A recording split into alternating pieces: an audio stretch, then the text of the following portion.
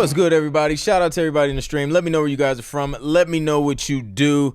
I'm excited to be back. I don't know why my text on my screen is super tiny today. That is crazy. Oh, wait, I just fixed it. Shout out to everybody in the stream. Let me know where you guys are from. Let me know what you do. We're back for another Sync Producer Live. I'm excited to be back. Later on, we're going to do some live music reviews, seeing if your music is ready for TV. But first, we're going to dig into some questions and things like that. But first, we got to check in with the people. We got Jason Revels in the building. We got Rich Rosen in the building. Nikki the Jukebox is in here. Let's go. We got Phil DeReal in the building. What's good, bro? Hub in the house for sure.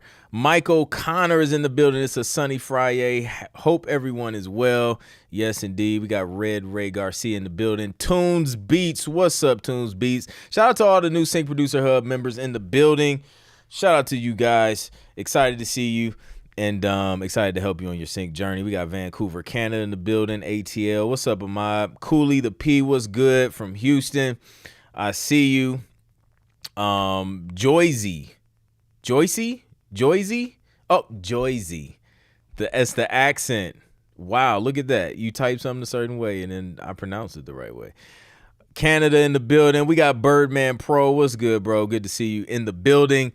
I came across a dope article that I'm gonna share with you guys, and it confirms a conversation I had with a sync rep earlier this year. So I'm excited to talk about that. We'll dig into that in a second here. ATL is in the building. Shout out to my ATL Hub members. We're about to have a meetup next Friday night. It's going to be lit. I'm excited for that. Yeesh in your ears. Too hot. What's good? Teddy Burr from Wilmington, North Carolina. I see you, Teddy. That's what's up. But first, let's kick it off with some wins. Community wins. Who has been winning in the community? We got a few of them. Let's go. Let's go to the win section. If you're not a member of Sync Producer Hub, go to syncproducerhub.com. Link is in the description. Learn how to get your music placed in TV and film so it can stop sitting on your computer collecting digital dust and put it to work. Philip been winning this week. Philip been winning the past 12 hours. Look at this. This is 8 hours, 12 hours. Let's check out this one. Just signed 10 tracks to a new library. It's crazy because one of the tracks that I submitted for tonight's live review was in that batch of tracks. So unfortunately, according to the terms of the contract, the tracks can't be on YouTube. So I will have to upload a new track for tonight's review. But anyways, I just want to encourage anyone who needs to hear this, fall in love with the process and the wins will sneak up on you. I'm living proof. I'm just having fun doing what I love. Keep creating and keep submitting. That's like 100% facts, man. Bro, congrats on that. Huge win, 10 tracks. I love those big batches of signings. Like, here, take as many as you want. So that's super dope. But then he has another one. These are placements, right? So first you got to get the music out there. You got to pitch it. And then you start getting the tracks signed. And then this is the next step, the placements. So he says, I woke up this morning to check my royalty statement and saw that I had a placement on a TV show called Wags to Riches on Netflix. I also got 2 new placements on Married to Medicine and 2 on Love and Marriage Huntsville. To be transparent, these new placements came from old submissions. All it takes is one. Keep going. 100%. I love that. Like, in sync, you do a lot of like heavy lifting up front, and then you have to continue to follow through and like keep working and keep submitting. But like eventually all the work you did previously catches up, and then it starts to pay off like this, and then it just continues to pay off, and then placements just keep rolling, you know, the tracks can be like 10 years old. Like I've seen tracks as old as like 10 years old getting new placements, and those tracks were signed 10 years ago. So it just goes to show you, you just got to keep your head down, keep putting in the work. Don't give up. It will seem slow at first. Like it will 100% seem slow. This is not an overnight thing. I know sync is like a huge buzzword and like everybody wants to figure it out and like, oh, it's one of the best ways to monetize your music, which it is. However, it can be slow starting out, and you have to be patient. And like Philip said, you have to fall in love with the process so that you don't burn out, get discouraged, and then quit. So just keep going. Philip's a testament to that. Shout out to Phil. Dope stuff, man. We got another win from Truman. Another positive email. I submitted some hip hop tracks to After Sunset Music back in June and never heard anything. But since that playlist is now signed to an exclusive library, what I've been doing is going back to the libraries I submitted that music to and reaching out to them with new music. That's smart. I let them know that the tracks I previously submitted have now been signed to an exclusive library, so here's some new music for you to review. I also let them know there's gems in this. I also let them know the other genres that I produce in as well. Today I got this email back. Don't y'all love these? Type fire in the chat if y'all love these wins, because it shares insights and strategy that you can apply to your process. So it says, "Hi Truman, thanks for getting back in touch and nice to reconnect. My name is Carolambos," a fancy name, "and I oversee all album productions here at After Sunset Music. Apologies if we didn't get back to you the first time. We've been receiving a high volume of hip-hop submissions recently, so it's possible yours slipped through the cracks. Would you mind sharing a playlist with your thriller horror trailer tracks?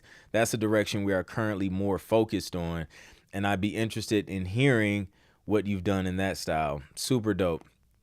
So he says, now I'll also be tightening up those tracks to send to them. There are some people here who create some incredible thriller horror trailers, so you may want to connect with them, as it appears that's what they're focused on currently. The link is below. Let's get it. And he shared the link in the community, which is why this community is so dope, because like people is just sharing all types of resources every day. It's crazy. So shout out to Truman. That's a huge win. And that is how you stay persistent and like not annoying. Just following up. Tunde. My first EP is finally out. Go run it up. Show some love on my first EP release with Slipstream Music.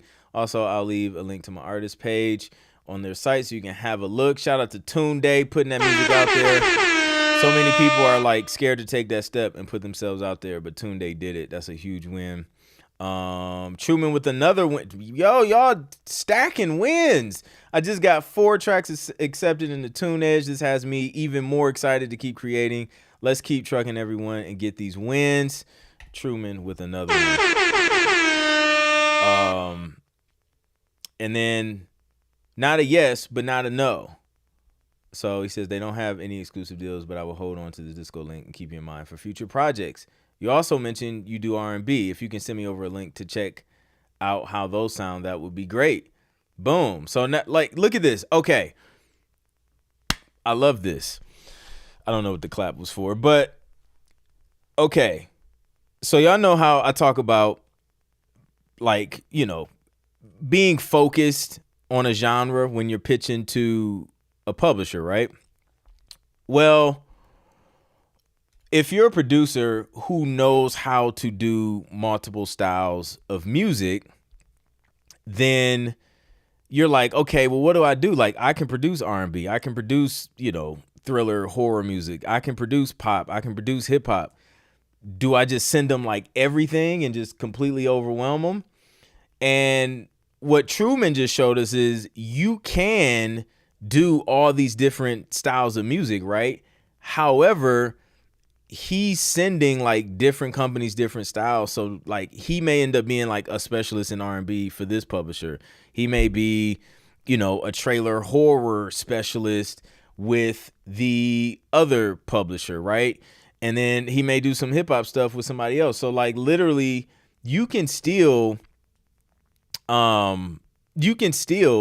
like do all the genres that you know how to do, but you can be selective in which publishers get that style of music so that you still kind of stand out as some sort of specialist in something, so that they know what to send you because they want to send, you know, their briefs to the people who's best equipped to get the job done at the end of the day.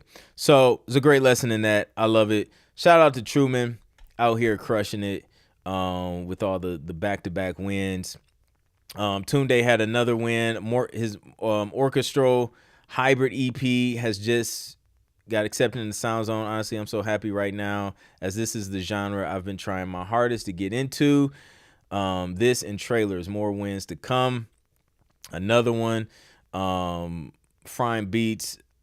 I think we might have, I don't know if I shared this one, but after submitting many tracks to a publisher I signed with, I didn't get my first TV and movie placement yet. Just woke up to this email from one of my publishers, which I think is a step closer to the main goal. So yeah, basically they reached out to him and was just like, yo, send me like a list and credits of your best composers. And basically like they reached out to him for that information, which honestly, I think that's a great sign. I've had that happen before with a publisher, and usually that's when they have a client that comes. Well, in my situation, there was a client that came to the publisher and was just like, hey, we're working on, this documentary. We want specialists, like just a small handful of specialists to work on this. Can you recommend or put together like, a recommendation list or music of publishers? And then that's when they reached out and it was like, hey, would you be interested in this? And I was just like, absolutely. So I think that's a great sign when they're reaching out and you get to be selected as like a smaller group. So that's super dope. Akari says, all right, fellas, I declare a sync placement before the year's end. Watch out for me. Let's go. Let's make it happen. Jack of all trades for sure. Jim, shout out to Jason Dowdy. LV Drizzle in the building. What's up, LV? Super smart move, right? Allison, what's up, Allison? Indeed. This could be the inspirational session this week. Nothing but wins. I know, right? Like literally, I mean, was that yeah. Nah, other wins are just people hitting level 7. Shout out to you guys. So yeah, man. Wait, hold on. We got Michael Connor got a win in here too.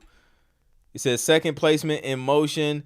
Following on from the event I mentioned the other day, I attended this morning via Zoom. Got to meet a really cool music supervisor who shared some gems, both industry standard do's and don'ts, but personal ones too. Invaluable, as each soup is different and they're people too. I also met someone who's attended Shades in November. Let's go. Shades of Sync is in full effect. By the way, if you want to attend Shades of Sync and save a little bit of money, you have a little bit over a week, and then the price is about to go up. So get your ticket now. They're like 50% off. And the bonus is if you invite like a few friends, your ticket ends up being free, basically. Or if y'all just want to be like, yo, let's gather and go as a group and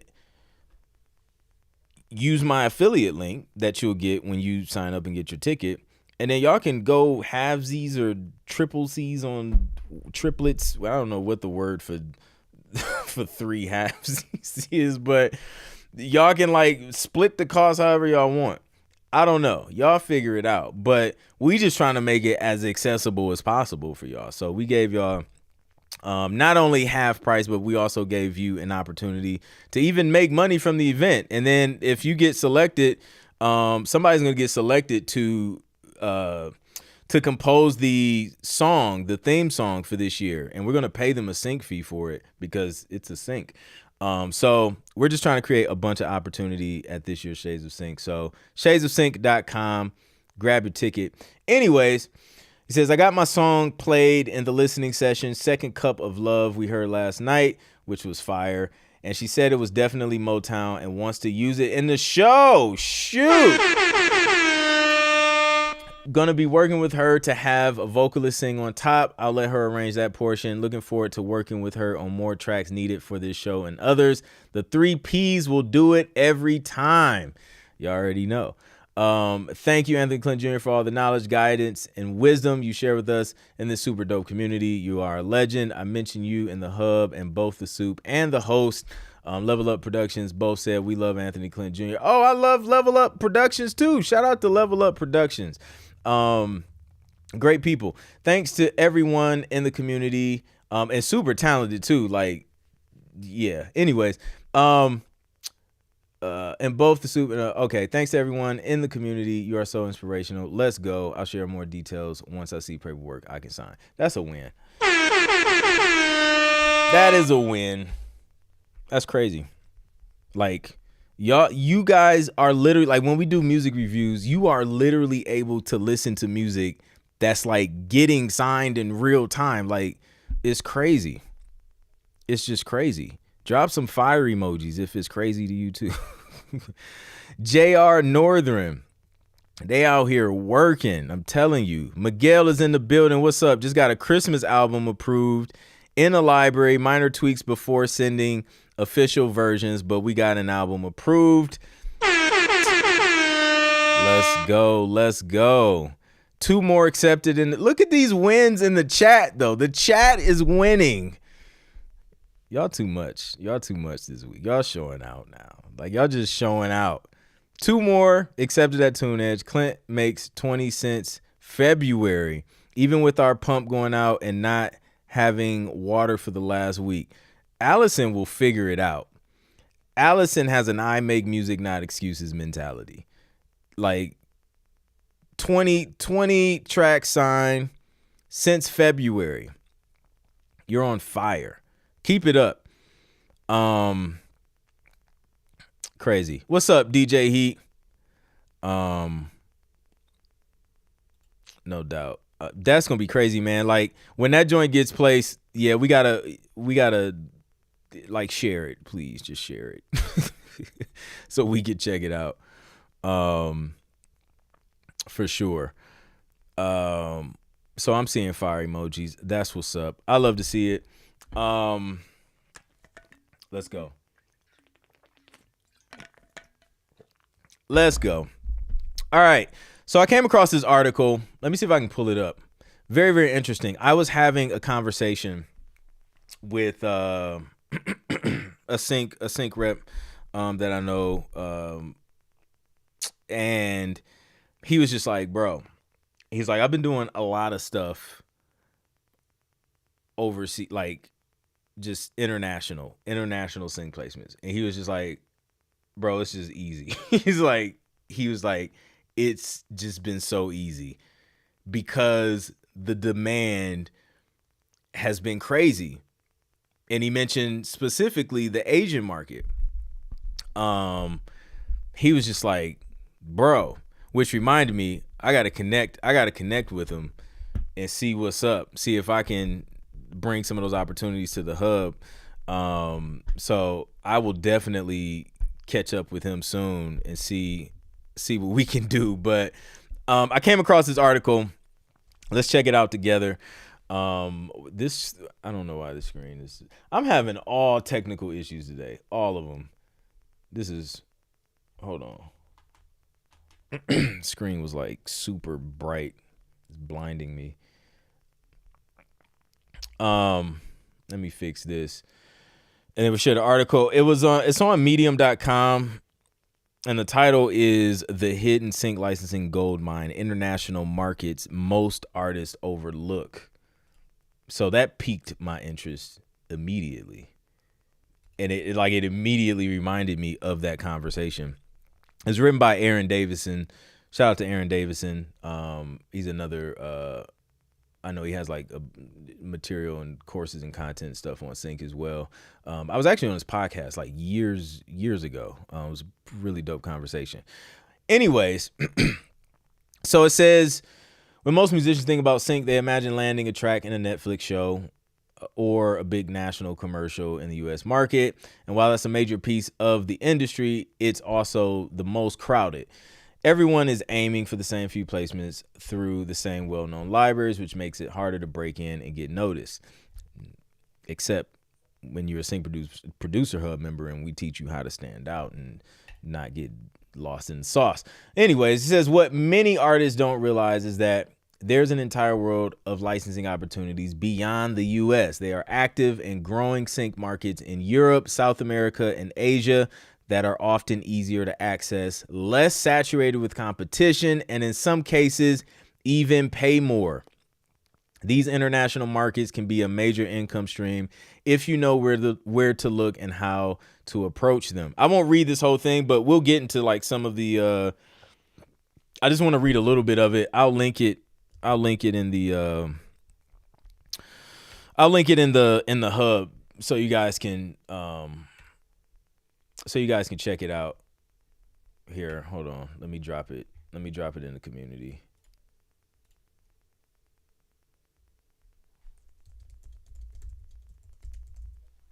In real time, because I don't want to forget.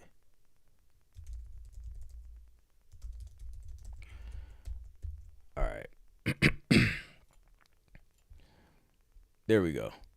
So that's there. You guys have that. You can read it over whenever you get a moment. But it says Europe has a deep respect for music and storytelling, and countries like Germany, France, the UK, Sweden, and the Netherlands, supervisors are often looking for more emotionally rich cinematic tracks than what you typically find in US briefs. They're not afraid to license from lesser known artists, especially if the music is well produced and cleared. Many libraries in Europe still operate on a non-exclusive basis and are transparent about how they pitch your music. You may even earn back-end royalties on commercials and trailers, which isn't always the case in the US. If your music fits the vibe and you're easy to work with, you'll stand out quickly.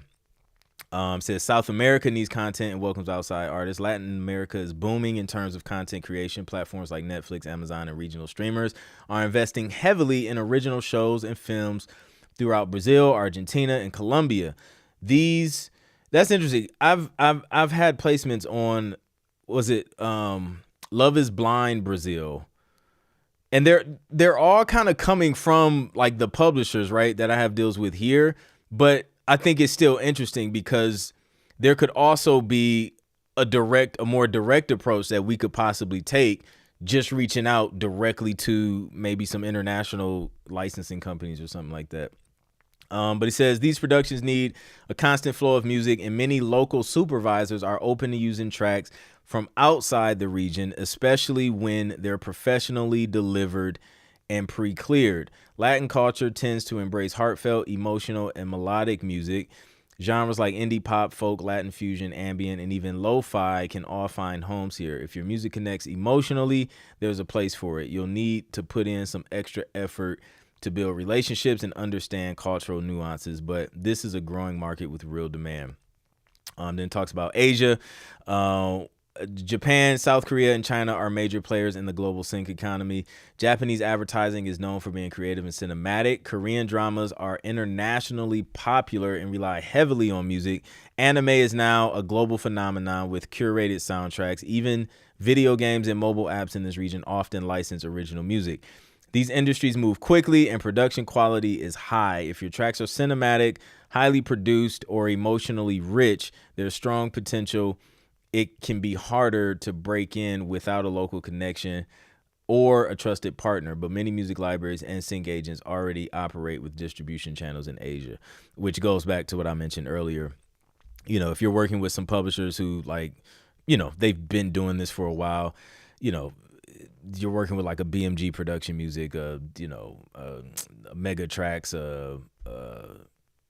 anybody that's distributed through like APM Music, like they're touching international markets 100%. What's the other one? Universal, Warner, Chappell, they're definitely tapped in. So, if you're tapped in some of those bigger libraries, chances are your music is getting pushed out there. But still, it never hurts to have another tool in the tool belt and start looking at some of these. So check out that full article. I thought that was super interesting and eye-opening, because a lot of times, man, we just get stuck in our own world and country and forget, like, there's an entire world out there that does the same thing we do, just on a different part of the planet, right? So there's content being created all over the place. And placements show like all the franchises of Love is Blind. I've had Love is Blind Sweden, Love is Blind here in the US, Love is Blind Brazil. What was another one? There was a like a love show in South Africa. So all types of opportunities, man. It's crazy. It's crazy. Have you heard of Music to Do? I haven't. Right? As you continue to pitch your music to non-exclusive libraries, what happens if an exclusive library wants to use that same music? It's no option anymore. Like once you sign it non-exclusive, it can't go to an exclusive library. It can only go to another non-exclusive library. Once you do that. Michael Connor says, I just passed gas today, gear acquisition syndrome, and installed Cuba from Native Instruments. Perfect timing. Oh, bro, it's so funny because that's usually what leads me to buying more stuff, is especially sounds, is a brief.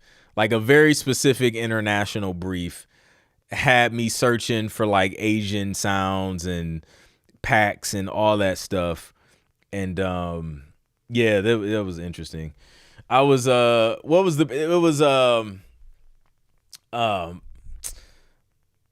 think it was dang, what was it? Housewives? I think it was something, one of the housewives, but they were taking a trip to Thailand.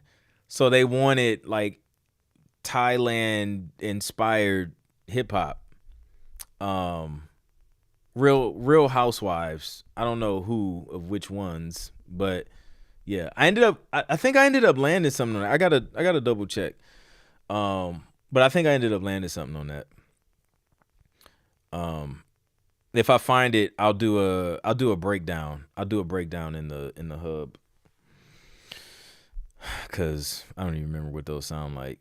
And I didn't even like I didn't even have like authentic Thai instruments. I couldn't find certain things. I was looking up like traditional instruments and I couldn't find anything. So like I was just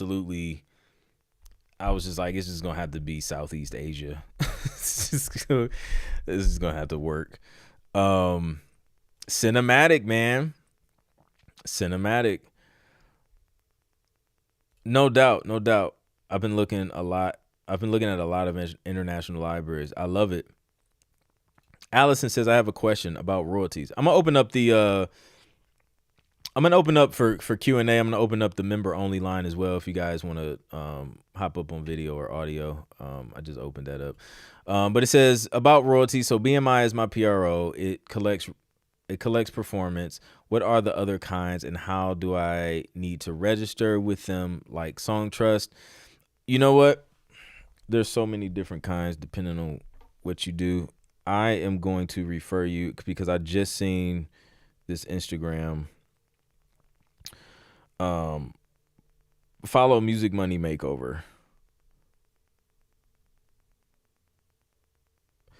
Music Money Makeover. I'm pretty sure he's on YouTube as well. But Music Money Makeover on Instagram. He breaks down like all of the places. And he does it in a clear, easy to understand way, because we could possibly be here for a long time trying to explain all the places. But yeah, follow him, check him out, reach out. He'll definitely be able to help. Aaron Davidson was my first introduction in the sync. Oh, nice. Yep. Yeah, man. I know he's been around for a while. For sure. All right, let me scroll down. No doubt. I hope it helps. What do you do if you get acceptance from two libraries on the same day with the same playlist? How do you navigate that? wow. At that point, it's just it's like make a choice. Like I think, yeah, it's just like pick one, maybe ask both. Is there any, like consideration fees or, upfront or advances or anything? Like I would say like at that point, try and find a differentiator to help you make a decision, because it could go either way. And then whichever, like if one says, yeah, like we pay blah blah blah, I would say like you can go with that. You know what I mean? Because honestly, you're gonna turn it into two deals anyway.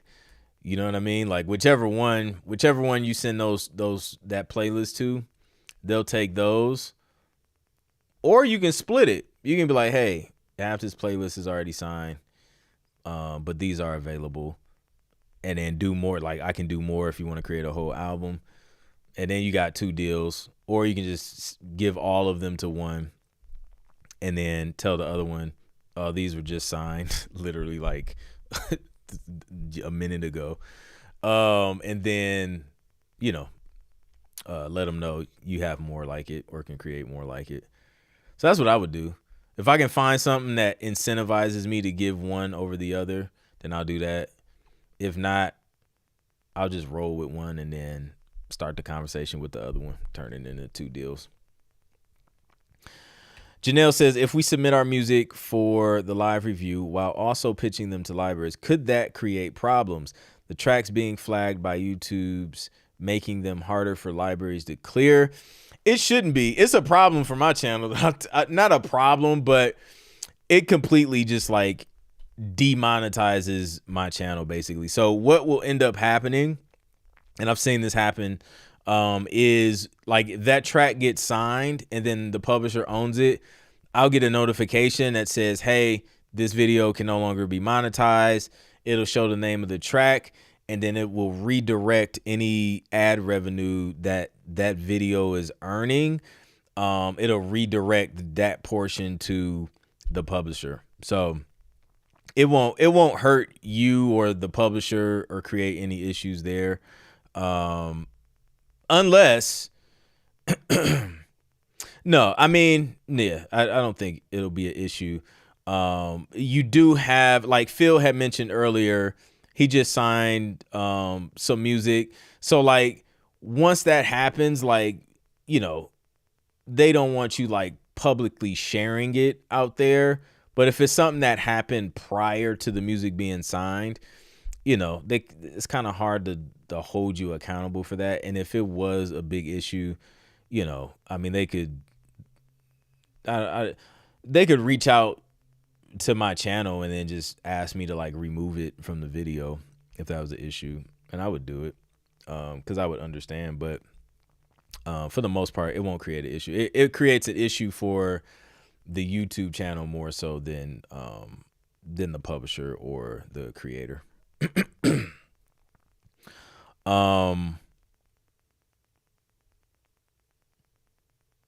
I've been so focused on entering U.S. markets because being a U.S. citizen, it sounds easier, but I forget I'm Latin American as well.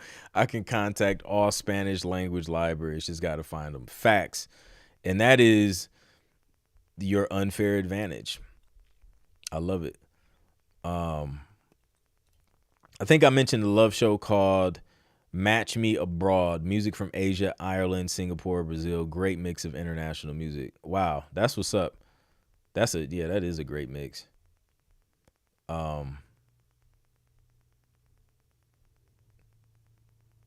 Yeah, dope. 100%. Yeah, he's super dope. Flip a coin. Facts.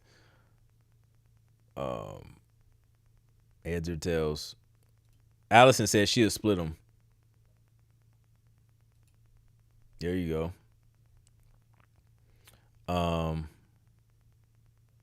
I have not seen what Rick Beto is going through. Fill me in. What's good, Diesel? Good to see you, man. But yeah, that's a good question. So yeah, they'll either which most of my live streams, like once we do music reviews, most of them get demonetized, which I don't really like. It's on by default when my assistant like schedules the lives, but I'm not doing it to get the videos, monetized, so I don't really care. So it'll either get fully demonetized or it will do a revenue share, depending on what tracking picks up. So, Beto is getting YouTube ID flagged left and right. They're like trying to force him to retire. Oh, that's wild. If you guys have not been watching PMA episodes on YouTube, there have been great information with the panel guests. By the way, one was on trailer covers recently. Super dope. Yeah, shout out to the Production Music Association. Always like helpful information on those meetings as well. Shout out to Morgan too. We had Morgan on here. Oh man, it's been like a few years ago now. I think time is flying. But super dope organization and a lot of insights too. They also talked about international markets in one call I was on, specifically Africa, because there was a lot of opportunity there as well. There's a lot of content being created. I mean, just everywhere, dude. Like it's just exploding. It's crazy. And while streaming like a Netflix or whatever, it doesn't pay like a lot in royalties, you still can see decent upfront sync fees on like you can still get thousands upfront on Netflix. Netflix, BET Plus, like I've seen everything from like I want to say about 3 to 500 and up per placement up front, so you can add up.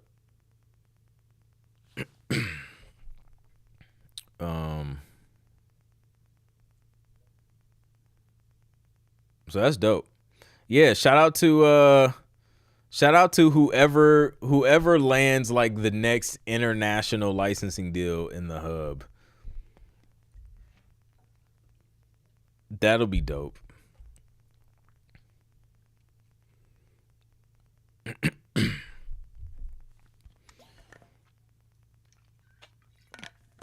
That reminds me too of the conversation I had with one of the publishers that I work with. Are they here? No, I think they're based. I can't remember if they're here or based in the UK. But anyways, they did a deal with France TV. So they reached out. Yeah, I guess they needed a bunch of music. So they reached out for some stuff. So we did that.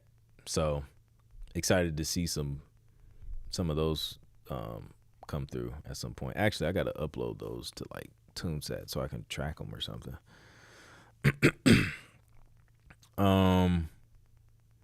I agree. Seeing traction in disco is inspiring. You know what I mean? Because they're listening at least. Like before, like when I got started, there was no disco. You just didn't know. You didn't know if they opened the unless you use like they had services where you can some email tracker or whatever, you can track if it opened or something like that. But there was no disco, so you can see if they like played it. Well, if you use SoundCloud, you could see the plays, but you don't know who it was. Like that could just be from regular SoundCloud people, unless it was like a private playlist, and then you would see, oh, okay, somebody played it.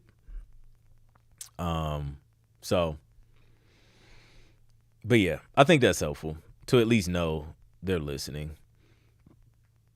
And if you're sending like a specific playlist to somebody, that was them if you didn't send it to anybody else. So yeah, but yeah, I think doing some research on international licensing companies and maybe supervisors is worth a shot, because you know you can do some quality music, and if the communication is there, um, you can get in there. So yeah, like this, the article mentioned international royalties. If your music gets placed overseas, you're eligible to earn royalties from international PROs. Um, uh, and then those royalties from those international PROs are distributed to your PRO. I know somebody asked before, do I have to register with all of these other international PROs to be able to collect the royalties earned in those territories? And the answer is no. Like your PRO, they communicate with them, and then they get distributed back to your PRO, as long as everything is how it should be in terms of registration, and then it'll circle back around. Now it may take longer. Typically here, like if I get a domestic placement, typically 6 to 9 months after cue sheets and everything are turned in, I'll see royalties from CSAC. Whereas if I get a placement like originally in Germany, it could be over a year before I see royalties from that. So it can take a while. It usually takes a little bit longer for those international ones. So yeah.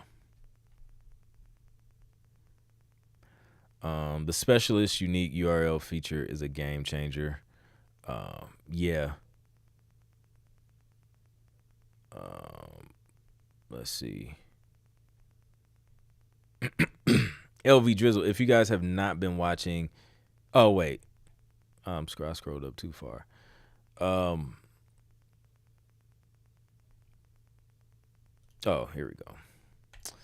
If you have your own publishing company, do you have to use it for each deal? Do libraries prefer to sign tracks if they get publishing? No, you don't have to use your publisher for each deal, especially if you're working with a publisher / music library. The times I'm usually using my publishing company is if there is no other publisher involved and I'm working directly with a sync agent or directly with the music supervisor. That's when I will use my publishing company. So for example, the tracks I did for France TV, right? That was with a publisher. Publisher reached out to me. Hey, we need tracks for France TV. They keep the publisher share of royalties. I keep the writer share of royalties. But then the Lil Kev placement on BET Plus, I was working directly with a music supervisor. So in that case, I gave them all of my information, the publisher information and the writer's information. So now I collect on the publisher's share of royalties and the writer's share of royalties. And then I was responsible for, registering that work through my publishing company, and then having my writer's info and all that stuff, and signing the sync agreement, and, doing all that fun stuff and getting paid and all that. So, there's a little more. I mean, I guess it's a little more. Honestly, it's about the same. It's about the same paperwork. I mean, well, so if you do a deal with a publisher, right? There's paperwork for that, and then usually that's kind of it. You know what I mean? Like, because now you're giving them permission to go and like do deals on your behalf, so you don't really have to sign. The only time you're signing additional paperwork is like if it's a new album or project, obviously. But that's about it. Like in terms of the placements, you don't have to like keep signing stuff for the placements. Like, You give them your W-9 once. Usually that, that's all they need unless you update information. Or if they update their system for whatever reason, and then, and then they have your information and you just get paid. But, usually with supervisors, you're kind of recycling that information, unless it's like, usually you're just kind of recycling it to make sure they have the same thing, the same information and up-to-date information. So one of my publishers is overseas. They do a great admin work and collections from all over. They do post briefs. I've yet to land with them so far, but hey, that admin work takes a load off. Oh, 100%, bro. 100%. Yeah. Tunes Beat says, in sync, do you still register your works with Sound Exchange or any entities like that? That it depends. That would be a question for, like, if you're signing music to a publisher, that would be a question for them, depending on what they are collecting on your behalf, basically. So depends. It depends. I'm strongly thinking of setting up my own publishing for working with Music Soups. Like you said, there's a better chance of no other publishers on the deal. Yeah, I think it's good to have. Like, when those opportunities come up, like the one you have, I would definitely do it. Cause like that's, yeah, I would do it. It's the other half of royalties. Now I think I know BMI, when I was with them, you would like put, self-administered or something like that for publishing. And then they would basically kind of like double up. Like they would take that other half that you would make on the publishing royalty side, and then basically like double up on the writers. I don't know if it's still like set up like that, but that was cool. I don't think ASCAP had the ability to do that unless that changed. Like I remember, it was a minute ago, but I remember I had a collaborator, and he was with ASCAP, and he didn't have a publishing company, and there was like no way to like you couldn't even like complete the registration form without putting something down for the publishing company. So that's when we learned, you can't just do like we did with BMI. So yeah, no problem. No doubt. Flair says, when did you realize you needed an assistant? When I was doing a bunch of boring stuff that wasn't music production, and I was like, I have to figure out how, because this stuff still needs to be done, right? So I was just like, I have to figure out how I can do more of the stuff that really, really moves the needle, which in our business is music production. So, and this was like, I hired my assistant back when I still had a full-time job because I really had limited time. So I was just like, I have these hours to work on music, but I've spent the last couple nights filling out Excel spreadsheets of metadata, right? Needs to be done, but it's like, I'd much rather just make more tracks that will make more money. So the only way for me to do that was to hire a VA to help me do that. And it was like the best decision I could have made because, I could work and like knock out more music.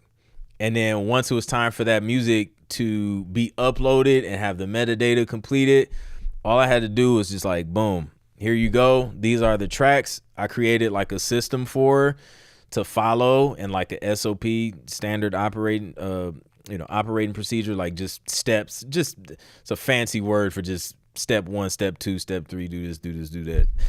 And then we created a process, and then that just it was like an assembly line. And then, you want to be the person in front of the music production on the assembly line, like not the Excel spreadsheets all day.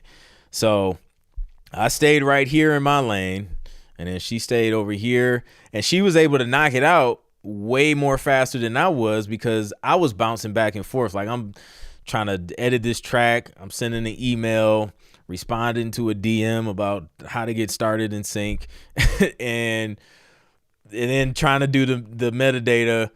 It was too much. So that's when I was just like, I need to delegate it. Scale like a dad. Dominate, automate, delegate. That's the formula. So yeah, so she does it like in half the time I would do it, because that's all she's doing during that time. And then by the time I wake up, because she's in the Philippines, by the time I wake up, all the metadata is done. And then I just go to work and do whatever, and then come back home, work on music again. So we just rinse and repeat. And that's how I was able to get more done with less time, and, grow my catalog while I was still working a full-time job. Kenneth Stavis, what's good? Overlapping with my overseas pub, so I just let the pub collect, since they collecting on my behalf in the admin for Sound Exchange. Get ready, get your coffee and a shot of liquor. Years ago, I was advised to have a writer and publisher account with ASCAP. Does that answer the previous question? Yeah, yep. That would cover you, your publisher and writer. Boom, you'd be good to go. And then just know, like, you probably, like, if you're working with music libraries and publishers, you probably won't always need your publisher account. And then if they ask you for your PRO information, usually they are referring to the writer's IPI/CAE number.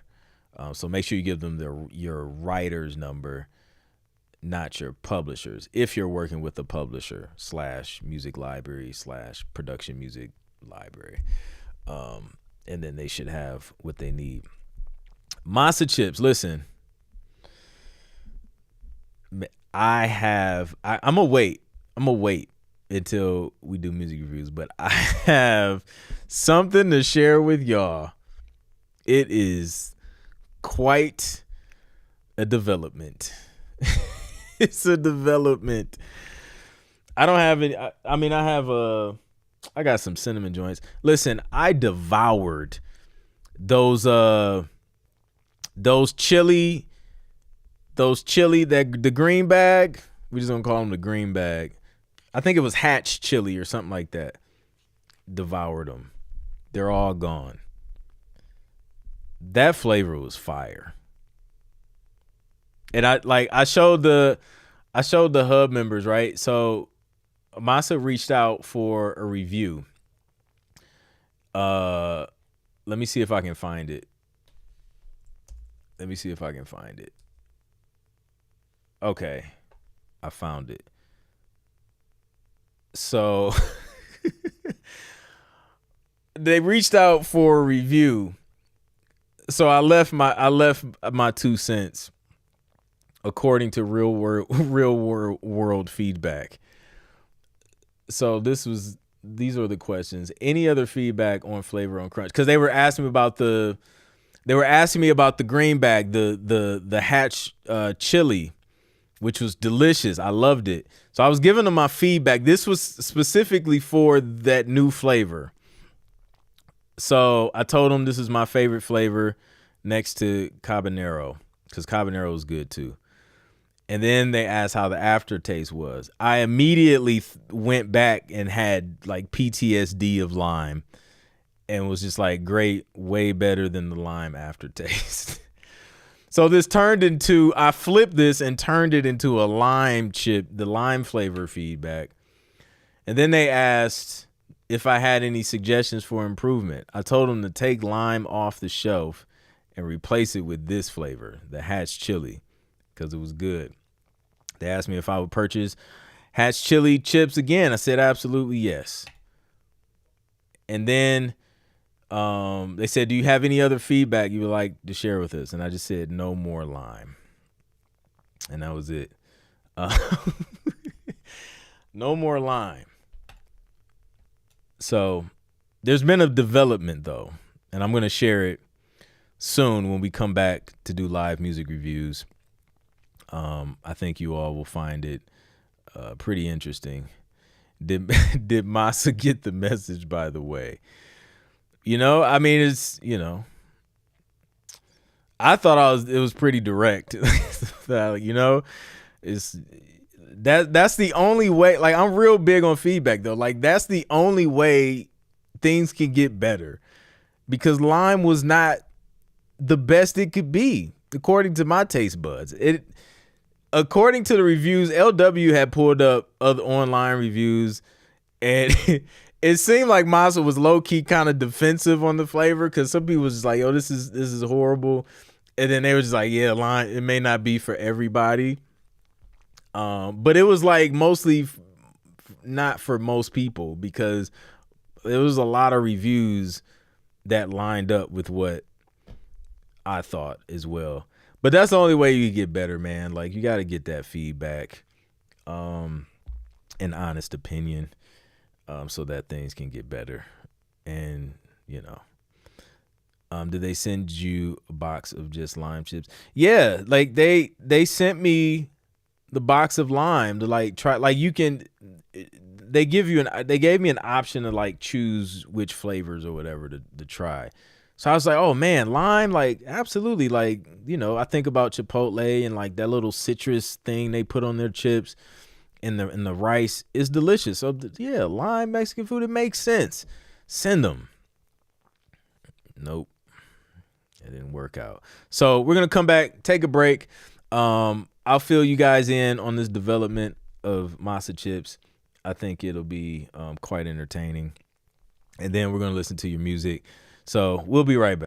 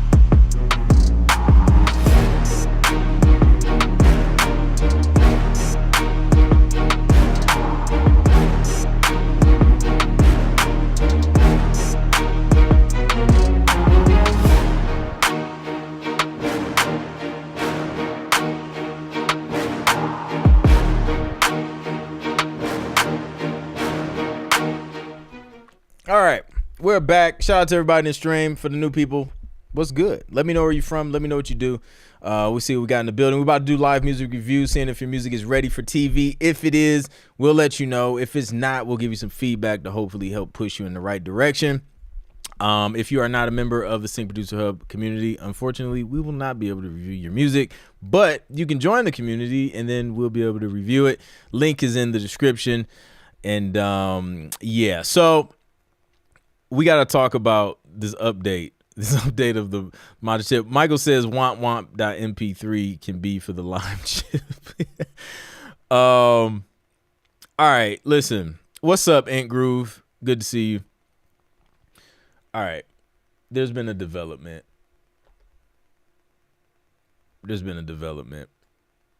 All right, let's focus in on this. Look at this. So y'all seen the feedback I just shared with y'all, right? I want to say, when did I share that?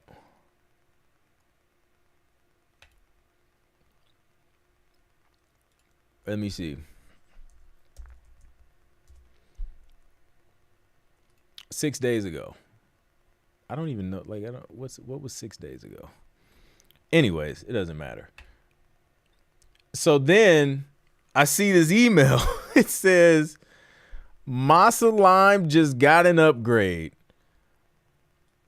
I seen that email. I died laughing so hard. I was happy for Lime because Lime didn't deserve the shade that it got. Like Lime deserved a second chance.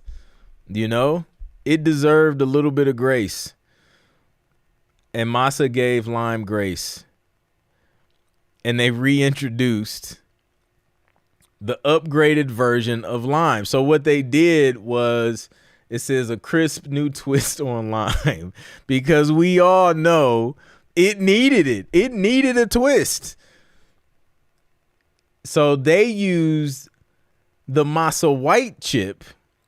I reviewed the Masa White here, and the Masa White was good. Like, it's white corn. It's organic. It was good. It was the delicious chip. So they decided to do the lime flavor on the Masa White corn chip, which I think that would taste better. I don't know, because I thought the regular lime would have tasted great, and it didn't. So I don't know. Whenever they drop it, we gonna give it another go. We're gonna give it another go. We're gonna see if it improved. We're gonna see if it does not taste like earth and it actually tastes like a lime tortilla chip. So let's read through what they said, because this was just so funny to me. It says your favorite zesty lime flavor. Whose favorite? Because it wasn't ours. No one says that. No one said it was their favorite. But it says your favorite zesty flavor now on our lighter, crispier white corn chip. What's new and why you'll love it. So you get this is so random. Like, anyways, you get the lighter, crispier crunch, perfect for summer snacking and beyond. Same tangy lime flavor. This is where I'm like, I don't know. Because do we want the same tangy flavor? Because it wasn't giving tang. It was giving dirt. I don't know if I want that. It was giving like lime peel. Lime like stem. It wasn't giving tangy lime flavor. But anyways, it says it's bright, refreshing, and never artificial. No, we know. Y'all took that lime fresh from the dirt or the tree and just put it in there, just blended it all together. Customer driven, inspired by Masa fans' feedback. This was the funniest part to me because it was inspired by Masa fans' feedback. We listen to you. Now, I can appreciate this. I keep hitting this. I can appreciate that. They listen to us. They listen to us. So I don't know if they've ever watched these streams. I don't know. But they listen to the people. And obviously the people were speaking because, listen, don't no company just go and just do an overhaul of a flavor without getting excessive negative feedback on it. So shout out to you all. We spoke up and we defended lime, and we got lime a second chance on a Masa chip. We gave lime a second chance. Only clean, good for you ingredients. Never any seed oils, which is what we love about Masa chips. So this was funny too. This shout out to Tom N. Tom N said the original lime was one of my favorite flavors, so I was skeptical about these. Really, Tom? Were you skeptical about this new flavor? And like, let me borrow your taste buds. Let me taste what you taste, because I don't taste that. The original lime was one of my favorite flavors, so I was skeptical about these.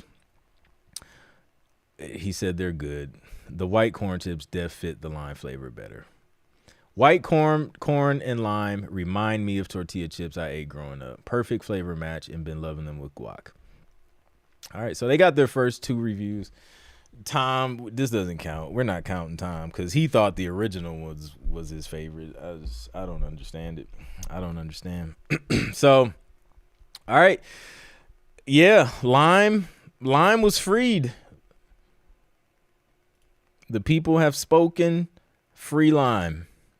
And they did. Power of the people. They picked the limes from someone's backyard. Literally. Like, it's crazy.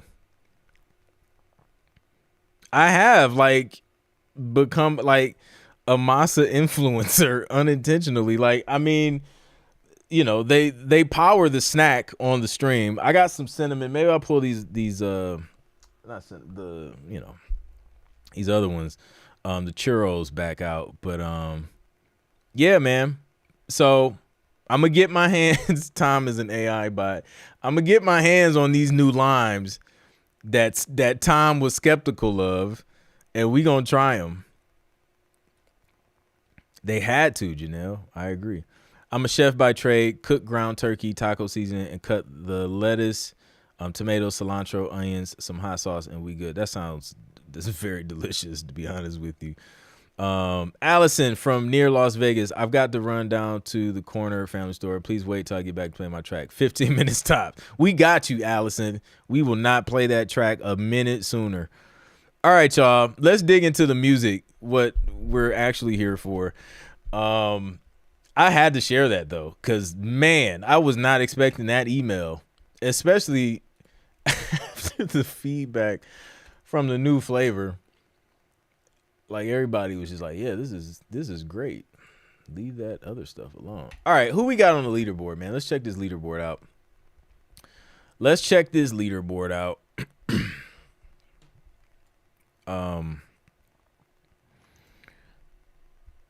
7-day leaderboard. We play the top 3 first. We got Philip, Bailey, Janelle, and Tim. Let's get it popping. Let's go. Drop some fire emojis if y'all ready to listen to this music. I'm going to get me some Masa chips.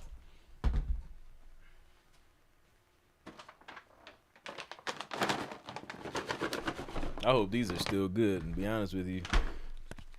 This was like... Make sure there's a... Oh. I think they expired, according to this date. This was like one of the first bags I got of the churro, which is like a sweet cinnamon sugar. But like I don't eat a ton of sweets like that. So I gotta like be in the mood for this. And I don't know. So they're probably stale or something now. We'll give them a try. We'll see what happens. So let's see. We got Philip. Let's see what Philip submitted. But this flavor is good. All the other flavors are great. It was just that lime. That original lime was crazy. So, let's see. Philip. Did I scroll past it? No, here it is. It's hip hop dramedy track. It's called VIP Drama, perfect for reality TV. Let's go. Kimberly Durr is in the building. What's up, Kimberly? This has been the Lime Report. Indeed. Here we go. Look at this background. This is fancy. This is why we love disco. Look at that. All right.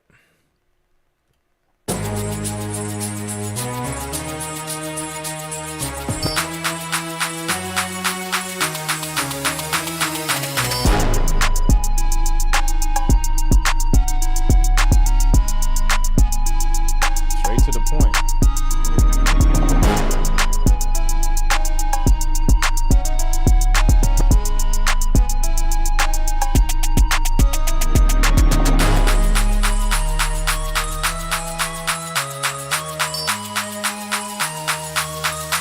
Let's see what expired Masa tastes like. Can't be worse than lime.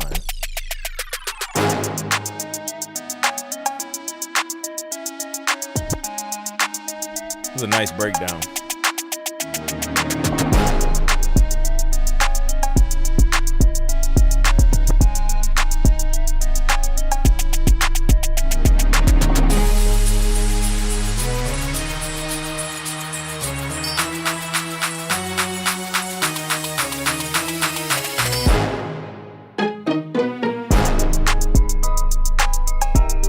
Oh, these are still good.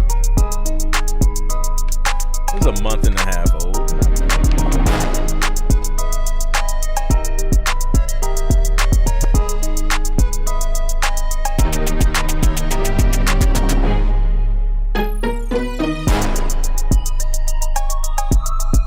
There's so much variety in this track.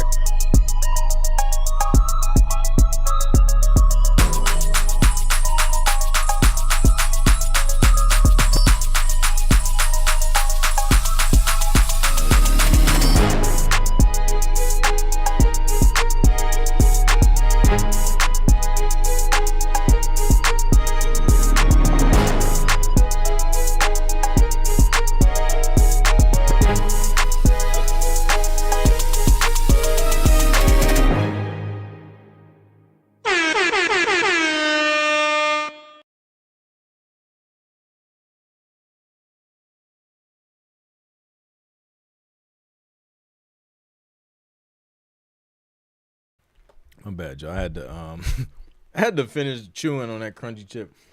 I forgot I got compression on this mic. So y'all about to hear every crunch if I don't mute this mic. And that won't be fun for anybody.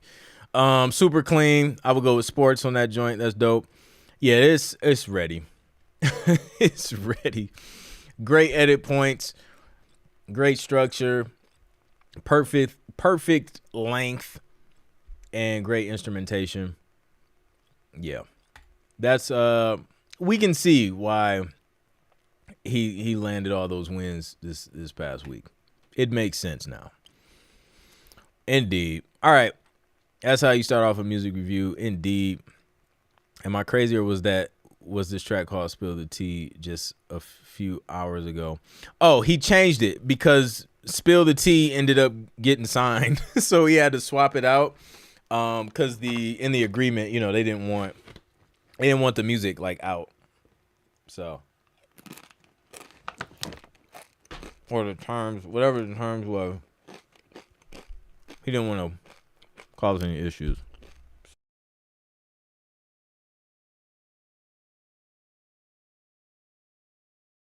All right, Janelle's up next. Let's find Janelle. Piano track with Lush. You know what? I've missed these. These are good.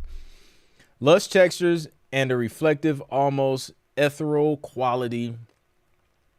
The mood leans toward introspection and suspension, making it well suited for film, TV, or emotionally driven storytelling. I'm debating whether to let the closing piano section resolve or leave it unresolved to maintain that sense of openness.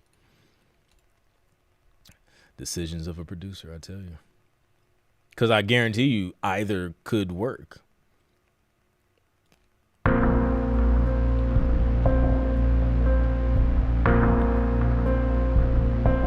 Sometimes you just gotta go with how it feels. It's a feeling thing sometimes.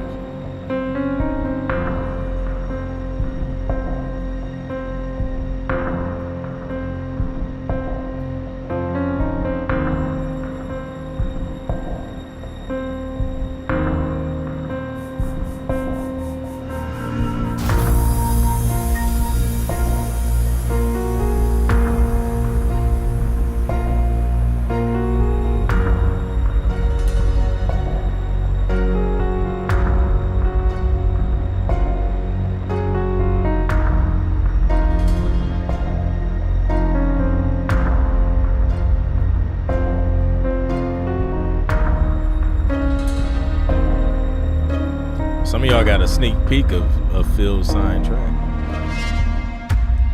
Y'all special. Clint Music special chip and crunch sound effects ready for highest quality sound design chip crunches. The Masa edition.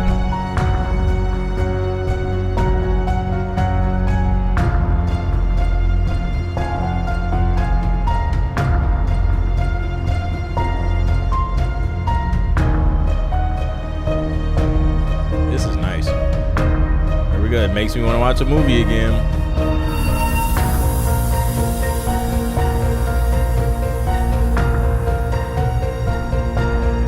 It's a good suspenseful movie with a great storyline.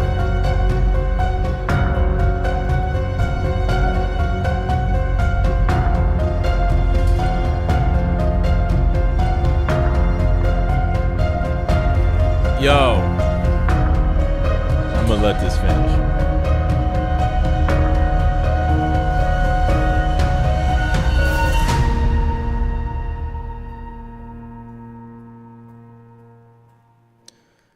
Ooh, I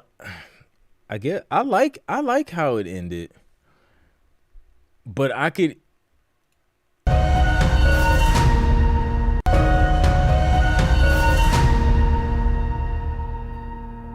I like it. I think it will work unresolved as well, but I like it.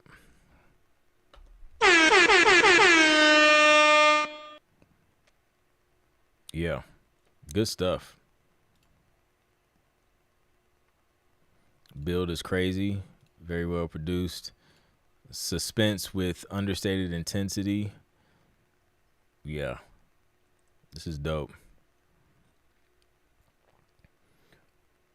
I'm also working on a science fiction story that employs something like the Mandela effect. So I was spooked. Indeed, James is rocking with it. Theodore likes it. Yeah, let's go. I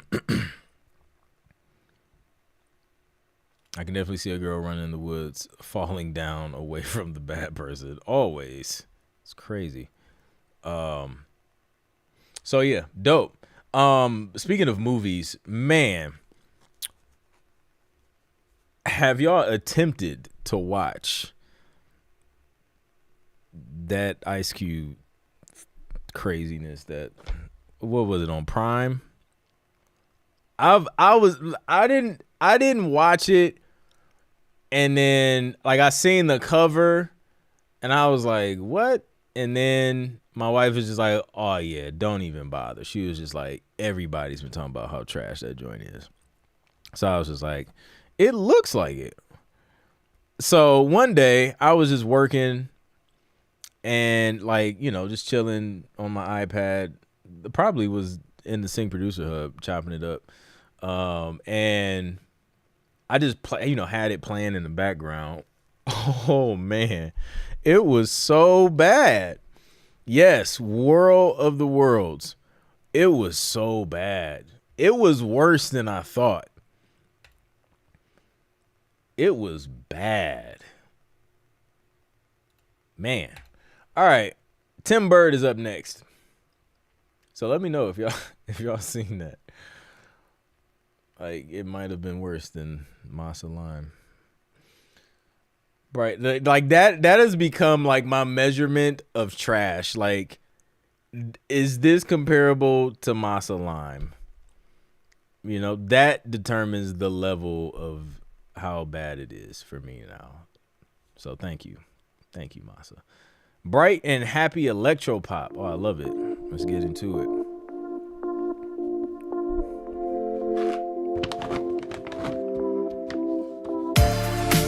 Churro fire.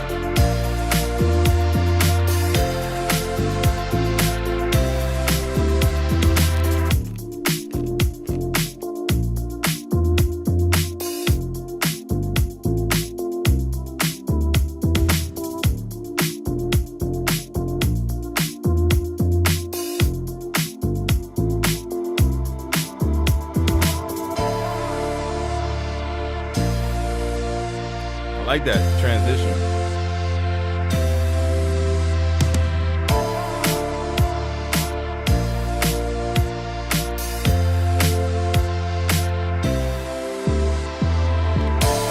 Yeah, literally. It was just screen share the whole movie.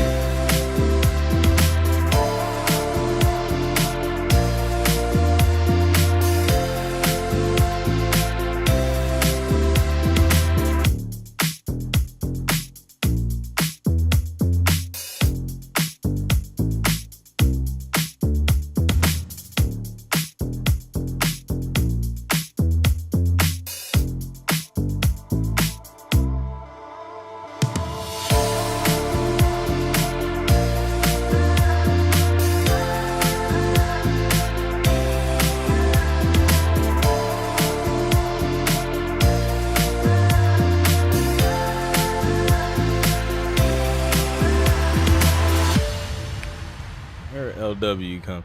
Is this LW's first comment? Sounds like it's gonna be an everybody wins night. Goodness. Film an entire movie on Zoom. Yo, I would love to know what the budget was. Cause honestly, the scenes that they were shooting, this was dope. Great structure. I love the electro pop vibe. It just it just has that feel good stuff. It gets used a ton. Can't go wrong with it. Especially with, like, you nailed the instrumentation.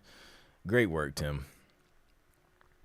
Easy to like and groove to. Yeah, like it's like it can work for so many different types of shows and scenes. Transition scenes. This was Tim Bird's number 3 on the 7-day leaderboard. I don't know why, but I see a toothpaste commercial. There you go. Options is what this track delivers.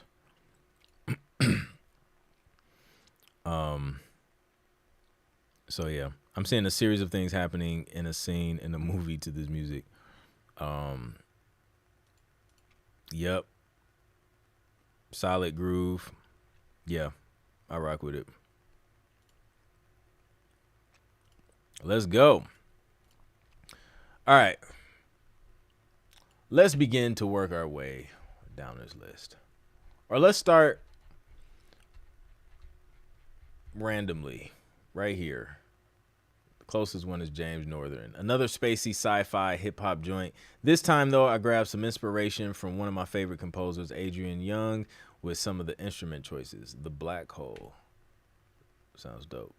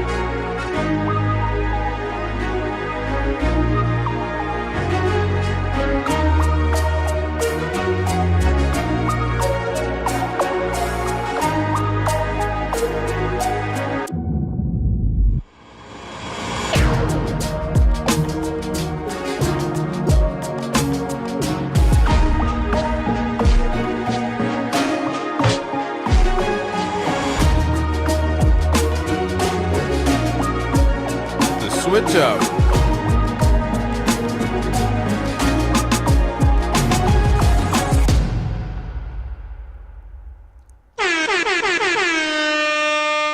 Come on, man. This was dope. This was dope. I could hear this on something like Luke Cage. Like, I could just like see him walking through the city at night and then this track playing while he's going looking for somebody. It had it gave me that vibe. Definitely think this joint could work for something. That vibe was crazy. Drums, love those. A lot of switch ups. But then it also had just like a super dope pocket that it came back to.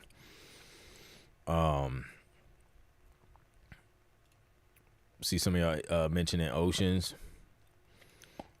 Yep, I can hear that too. Yep. Crunch them chips and put them in some cheese, onion, eggs. You can definitely hear this in the background of a sports talk show. Yeah. Super dope. I didn't even see it. I didn't even see the heart face emoji. Oh, I missed it. I wasn't even paying attention. That's hilarious. when you send the wrong emoji. All right. Ray Garcia says, by the way, I love Shaq. Love his story in sports and business. Also, he's an LSU Tiger alumni from the class of 2000. Dope. I don't think that was his submission, though. All right. Alex Puente. I think I pronounced that correctly. Time's up. Main focus with guitars and a clicking noise to add a TikTok effect. Drives with drums and some bells. Thought of this as part of an action scene or getaway driving scenes. Love some feedback on this and the rest of the album I'm working on. It's been a while. Let's check this out.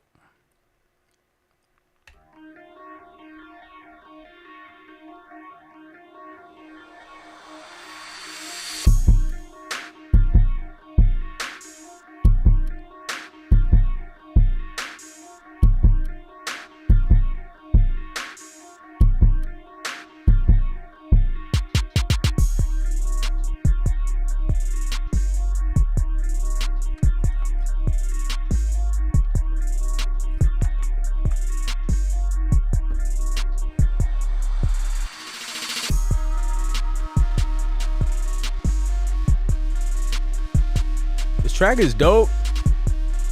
It sounds like it may be like over compressed, like some of the individual sound, like the kick and stuff, and the sounds. The volume could come up, but I like what's happening. We'll probably introduce a second sound halfway through that first part. Yeah, like one more layer of instrumentation right before this, maybe like 8 bars before how this breakdown just happened.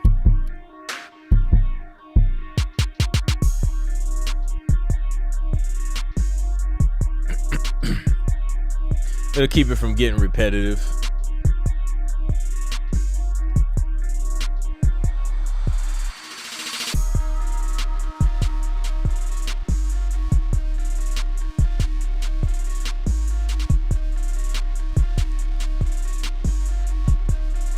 Add another sound right here. Something to go on top of that. Take it up another notch. Something melodic. Oh yeah. This joint it's not far away. Like everything you have there is great. Just some tweaks in the mixing. Bringing the volume up on some elements. It's just like, it's just like mixing and volume stuff. Like simple stuff, and then just adding another layer of instrumentation so that it doesn't sound too repetitive melodically. We need something else in there to switch that melody up in the second verse, and then something to lay over like the hook, some type of melody. But I like it. It's almost there. Good work. Who's that? Alex. Yep. Dope vibe. All right, we played Janelle's. Let's scroll up to the top real quick. Rich. Helium. It's called Helium because it reminds me of balloons just floating away. Light guitar work plus bass and drums also on the light side to maintain that balloon vibe. Add some oddball synth and some strange EQ, and that's Helium, the second lightest element there is. Yes, I said I was going to join in the Motown party, but my memory of the song I wanted to record was incomplete, and the sound drifted as I was working on it from an Al Green vibe to more like Hall & Oates, which is not like what I had in mind. But shout out to Hall & Oates. Like, if you want to study some dope bass lines and just some grooves, Hall & Oates, boy. Oh, yeah. Yeah. All right, let's check it out.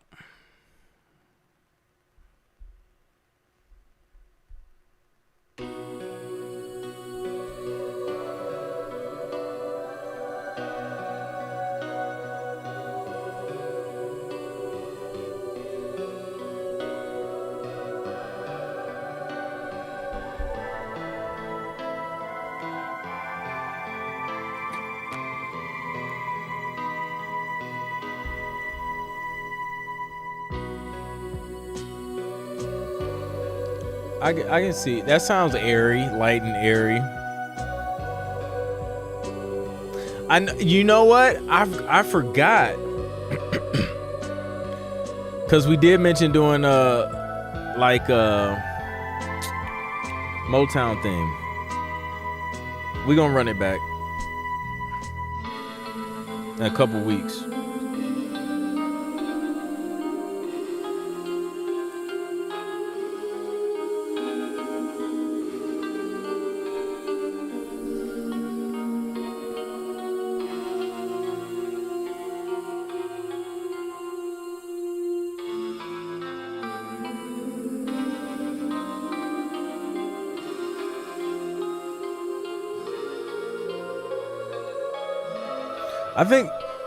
I think this qualify for like ambient. It's kind of ambient genre maybe.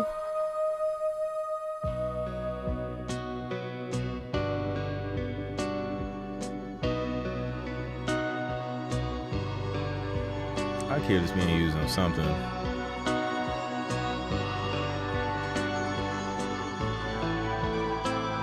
Textures.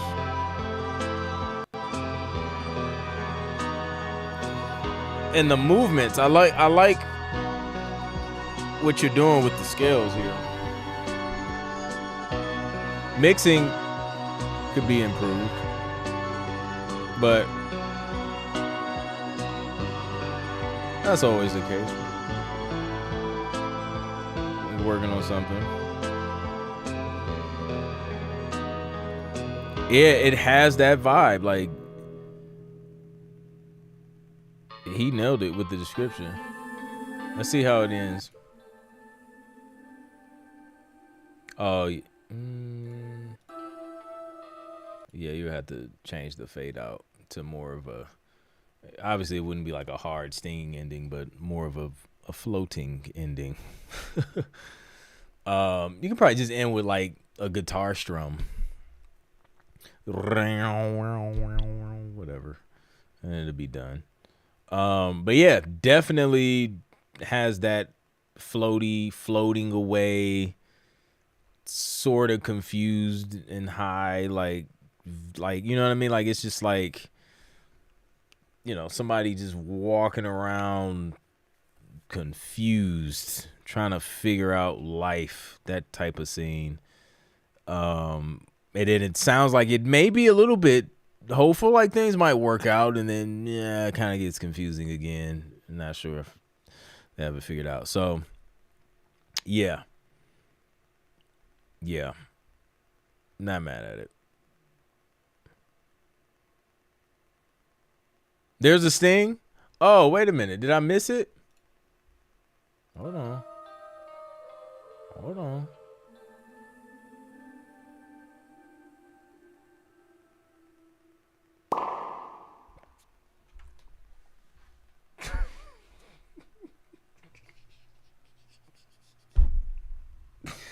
Rich. Yo. Rich. You got me, dude. I was not expecting that. I was not expecting the balloon pop. Yo. You get a DJ horn for the balloon pop. Oh, man. I thought it was over, dude. Like, that's the Sting ending. He has it. Is that what you were talking about? Dude. Oh, my goodness. It's appropriate. It's appropriate. I have nothing else to say, but that Sting ending was appropriate. There you go. Pop the balloon. Or find love.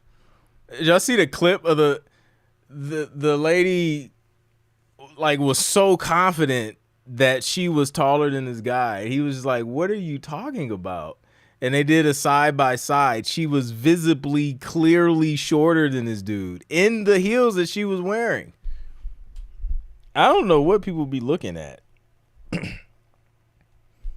I don't know how she thought that. That was crazy. Anyways, shout out to Rich, man. Like that was a creative ending.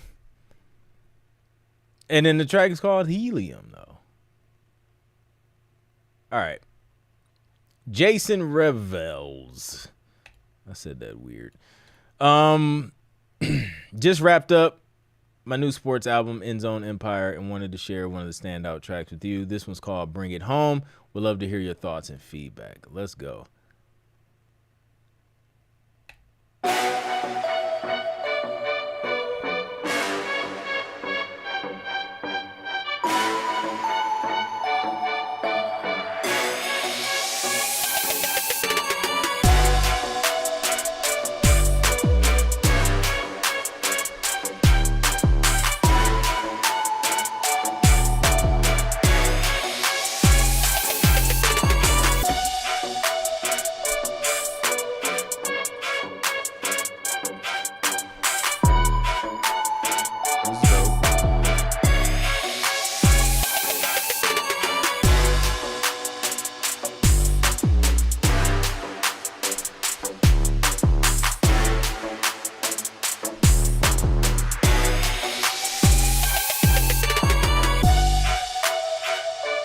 No doubt, man.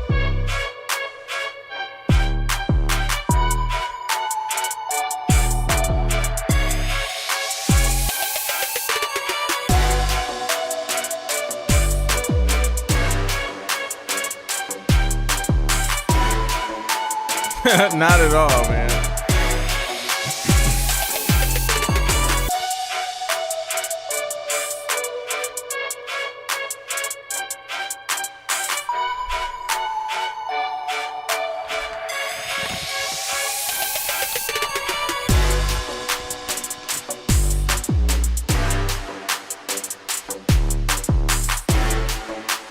Yeah. Like sports all day. And TV. I'm sure they'll use it too. Let's see how it ends.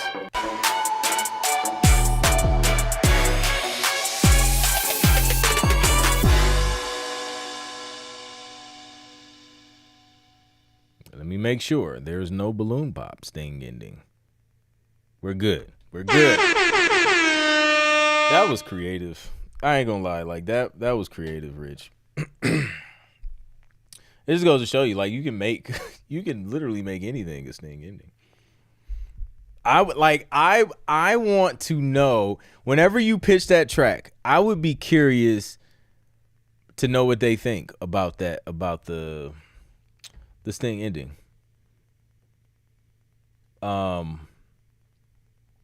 Especially given like the name of the track, the vibe of the track, I would be super interested to see if they give any feedback or if they just like, boom, but that it works. All right, so yeah, I can hear that being used on like all types of sports stuff, a lot of TV stuff, TV shows, game shows, competition. Yeah, that's gonna work for you. Sam Cotton, happy Friday, good folks. This is a track I'm finishing up called "Don't Quit."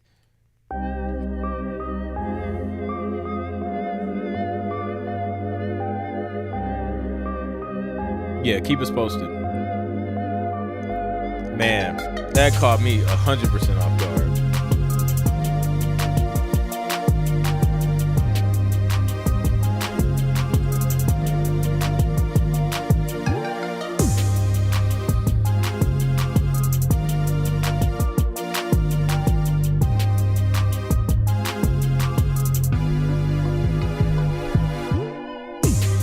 Nice.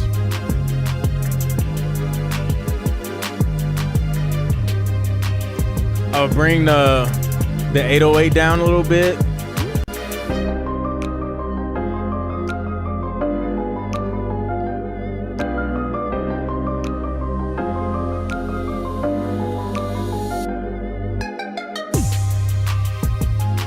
Bring those claps up. Claps and snares. It's just mixing stuff. Track is there though, structure's there, melody.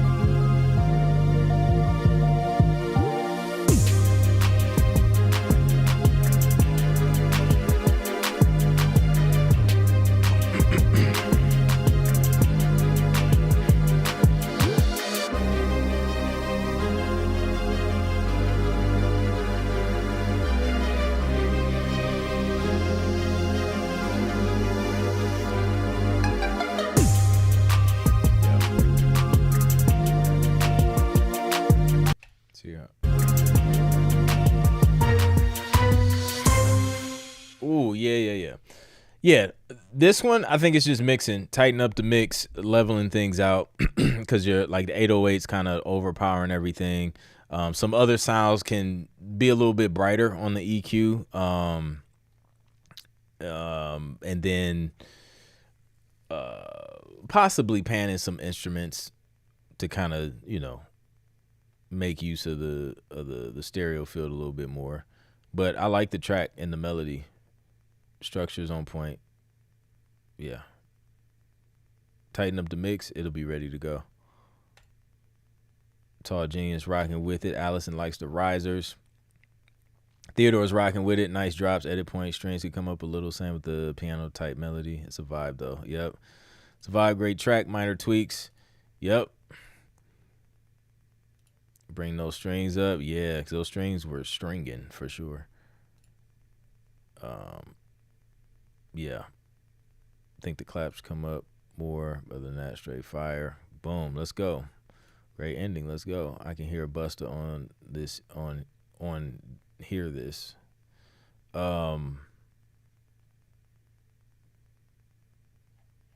Let's go. Yeah. All right. Let's keep it moving. Drop some fire emojis if y'all feeling this music tonight. We hearing some good stuff. We got Nicole Whitehead up next. Good morning. Good morning. Where did that come from? Good happy Friday. So I went into, I think good, I see good and just automatically add morning to it.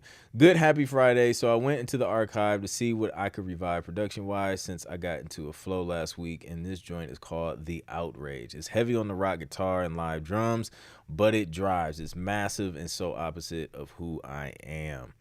Let's check it out.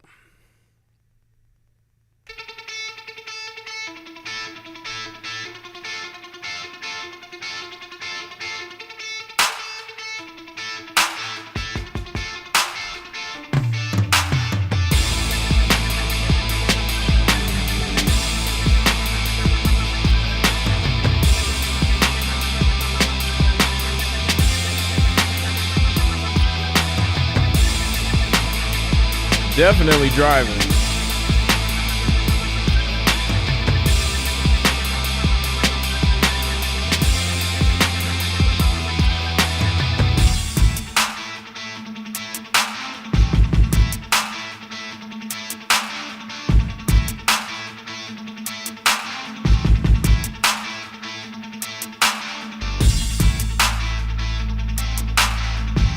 Dope melodies.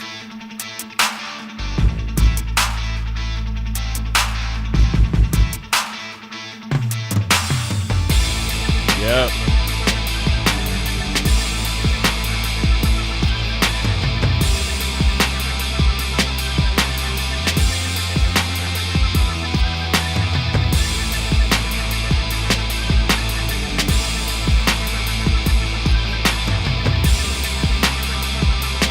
I'll put some open hi-hats on here.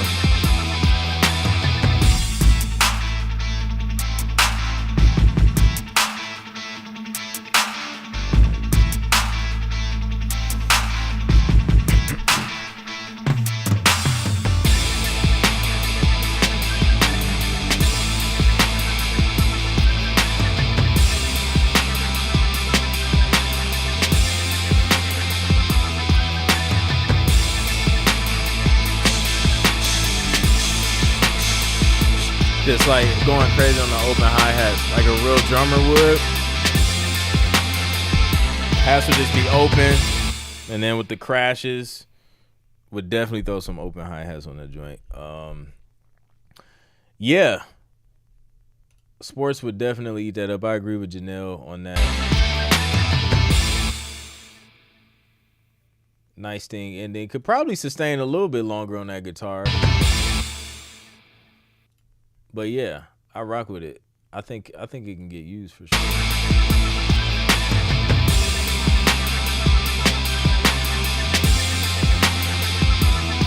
Maybe turn the bass up a little bit, or maybe even add. You know what I think would take it to the next level is, like a live bass sound with a little bit of distortion on there. Distortion and like, you know, saturation and stuff, so that bass guitar kind of, you know, has a little spiciness to it. I think that would be dope as well.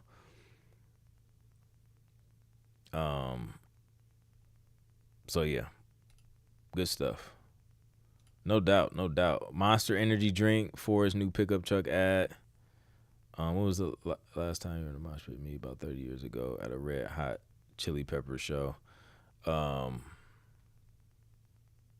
to death. So yeah. I think they'll I'm sure they will find a use for it for sure. I can hear video game too. I can hear that on some fun. You know what it reminded me of? There was this monster truck game that my son would play on his iPad, and it had music that was a similar vibe. I can hear it on that 100%. Or gritty synth bass. Yeah, yep. Yeah, that joint's dope.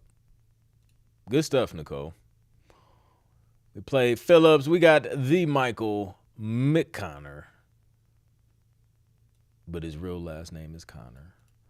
Happy Friday, fam. Back to your side. A busy week, but here's a blues jam for the same show that's placing my track from last week. If y'all missed that testimonial, rewind and watch this live again. It's amazing.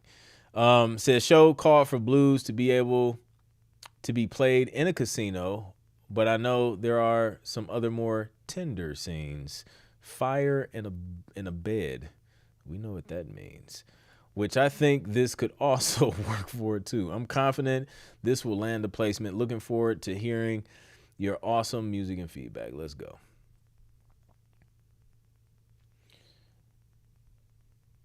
Let's go. I love how we have like an archive of all of Michael's submissions here. So at any moment, we can recall when any of these get placed, we'll just come back to his playlist and just be like, boom. Let's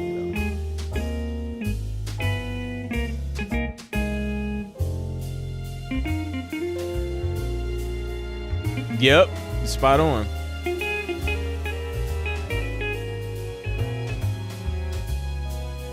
Yeah, I get it.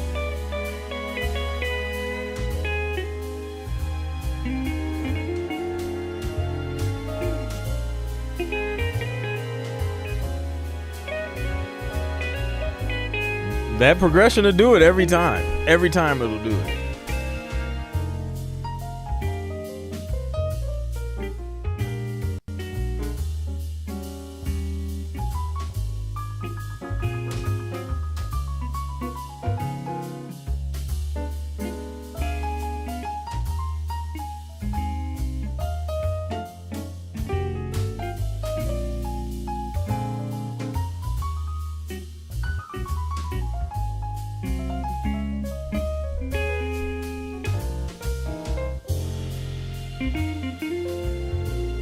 That was the right guitar too.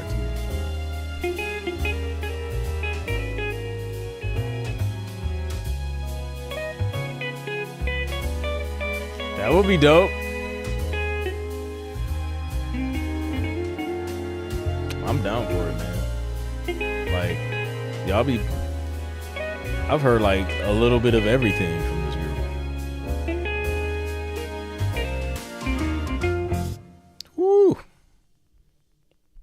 Oh, that was the end. I thought we were about to go somewhere else. That was nice. Yeah.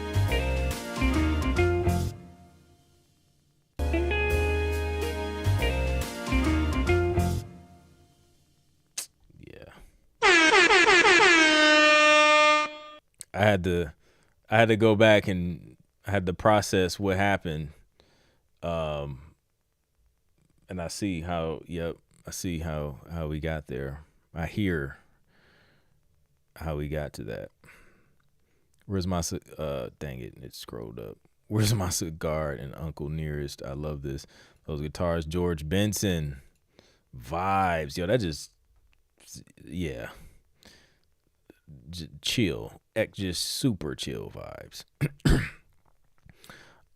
Come on down to the shady end where your comfort is our motto commercial. It's too short. Yeah, it was like, yo, turn on the fireplace and just like lay back. That's it. Don't worry about anything.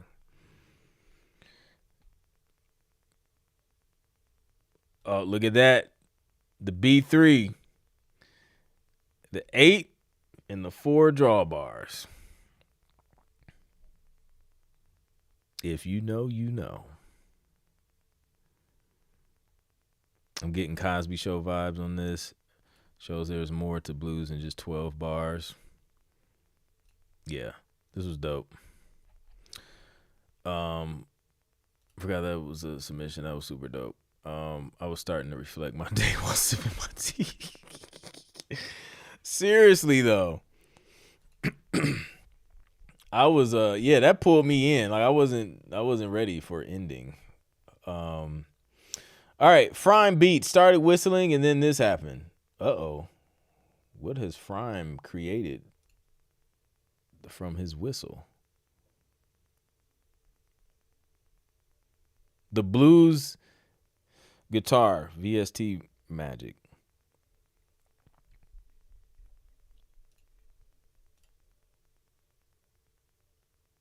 Whistle a little. Okay, there we go.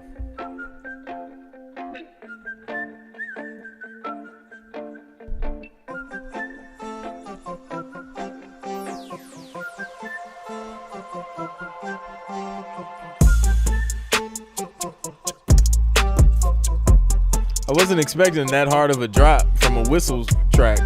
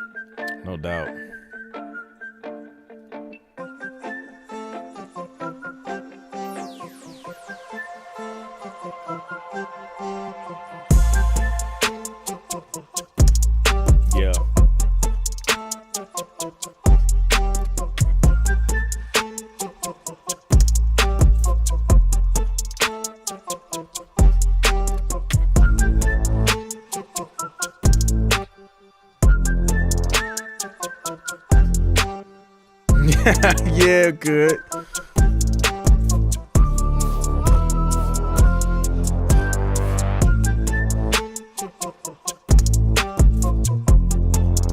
Yeah. Let's see how it is. This is dope. Oh man, I missed it.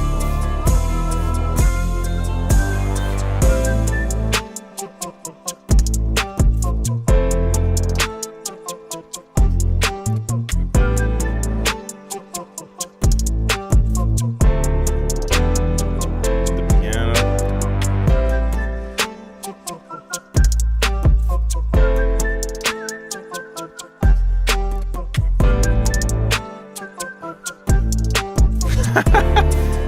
Yep. Took a turn.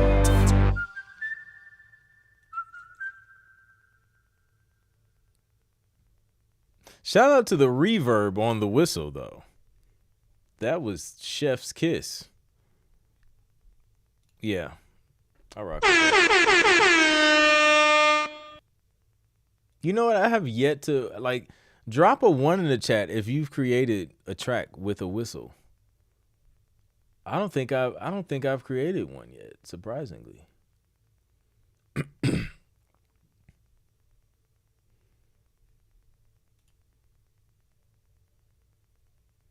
Frying has me wanting to try and whistle on the track.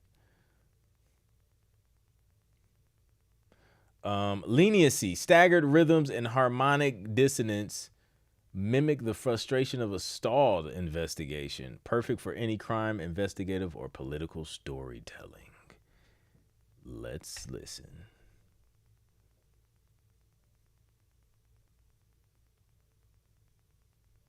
Oh, it's another one from the Chambers.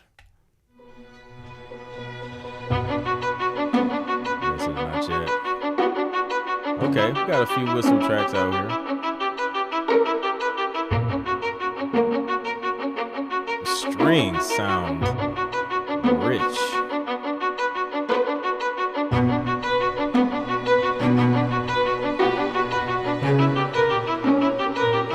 You're right.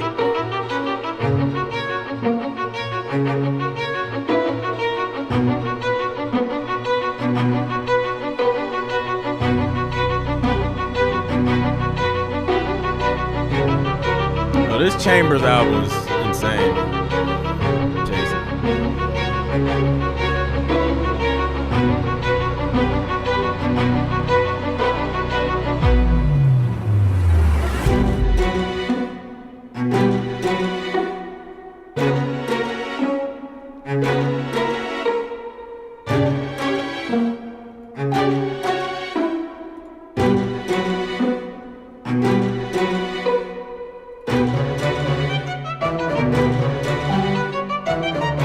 I know.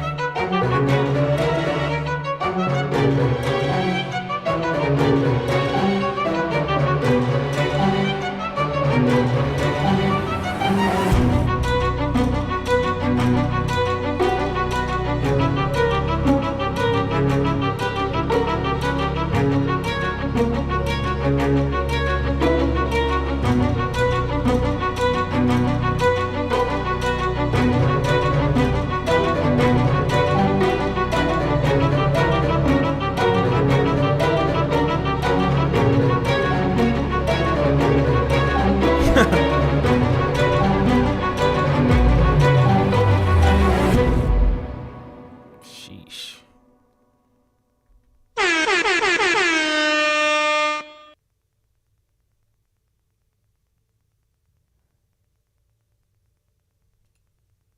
I asked him in the forum whether there is any variety of string sound he did not use. I know, right? Nah, great work. It's ready. Detective Murder Mystery Show. Pizzicatos are fire, great orchestration, bro. I agree. Yeah. That sounds great. Like I wonder if a publisher would hear this and think, "Oh, let's get like a real like string section on this." Like if I'm listening to it, I'm like, this is good. This is good. This sounds good. Diminished chords are my favorite. Yeah, diminished chords have a special place in my heart in production. Boom, look at that. I know, right? Now we all just want to go create some music with strings in it. All right, great work, Jason. Keep it up.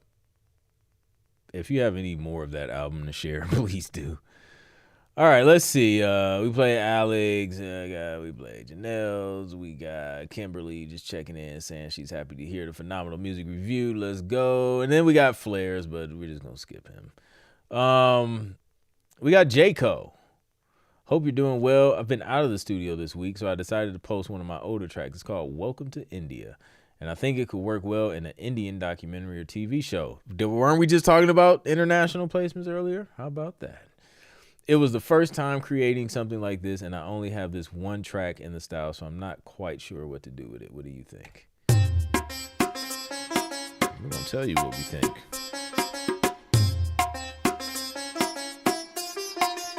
Is that so? Why have I not known this?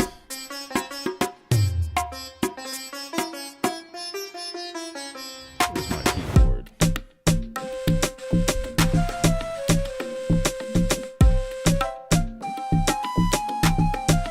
Gosh, you're right.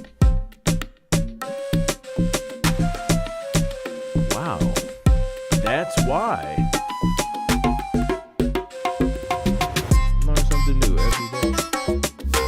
I don't think I've ever put that together. This is fire, bro. Let's get these India placements. Come on.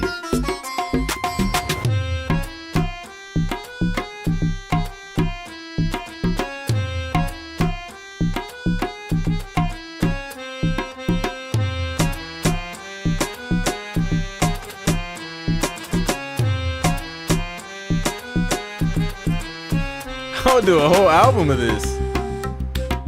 That's what you do with it, J-Co. You make more and then pitch the lot.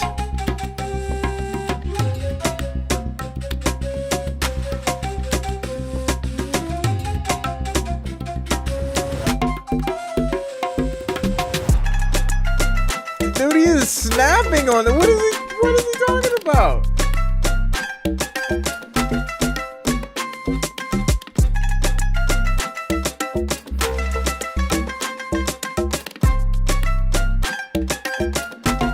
Mind blown, Michael. Like all these years I just didn't pay attention.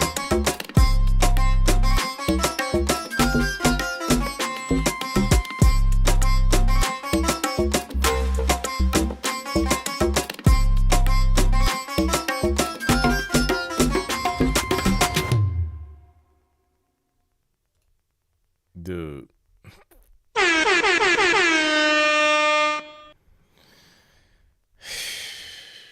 That was fire, bro. This is professional. Exactly. This is professional. That sums it up. That sums it up for me. Like, this is professional. Because it's just executed great and professionally.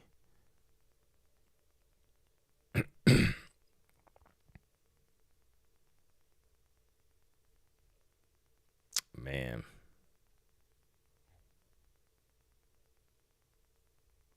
Make it sound like it's telling the story, LV Drizzle. Says, make it sound expensive. Shout out to my guy, Jay Will. Reminds me of a track from Israel holding the New Breeze alive. That's you. Yeah. Yep. I could hear that for sure. Have y'all seen the ladies on TikTok that are from India and they dance hip hop to music like this? They would kill this. Yeah. 100%. Yeah, I would do a whole album of this. I think they would definitely use that because you got the blend, you got that blend of genres. So yeah, good work, J Cole. Um, okay, we got Teddy Bird. This is a somewhat frenetic, intense instrumental track that could be used in chase scenes. Something or someone intensely searching for something or someone anxious, mysterious activity. Let's check it out.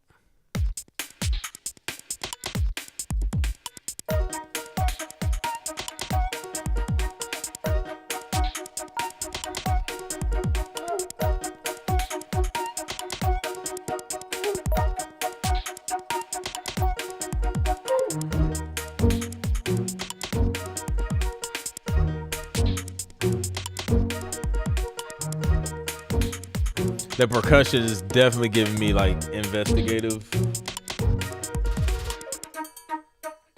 searching, chase. I could hear that. And the flute.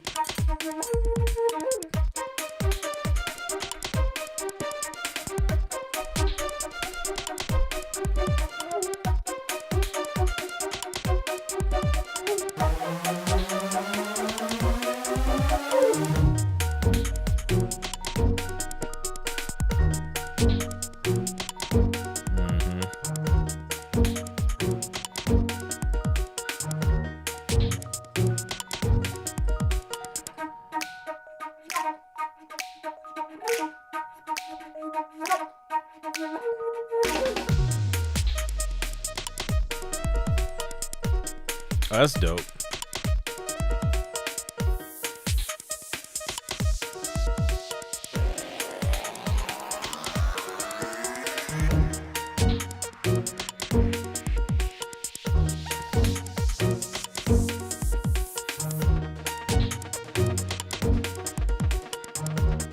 I think the volume can come up on this one.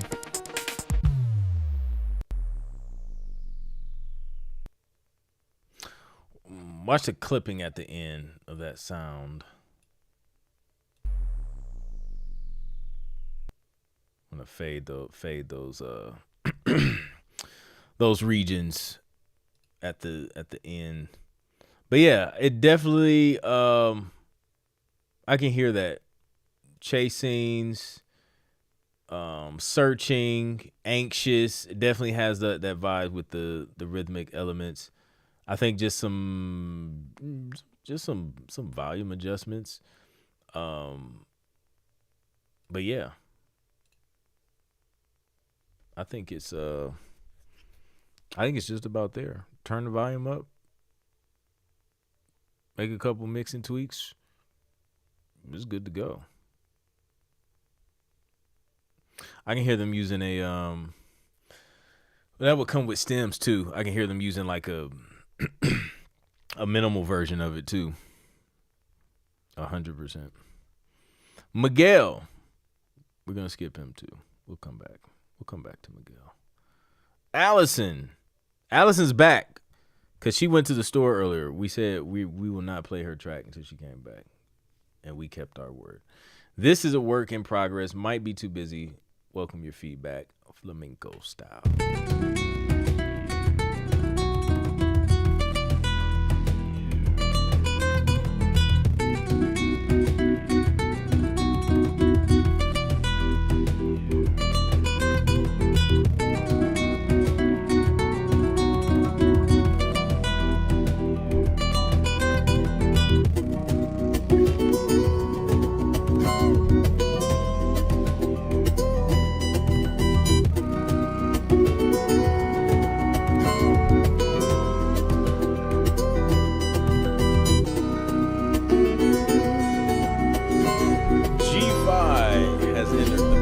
What's up, G?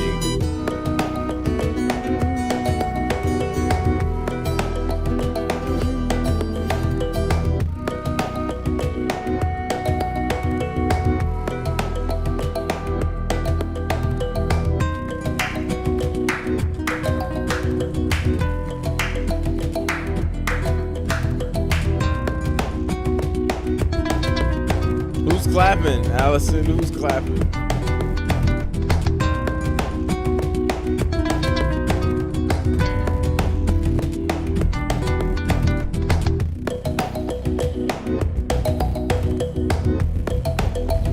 dope though. It's like flamenco tension.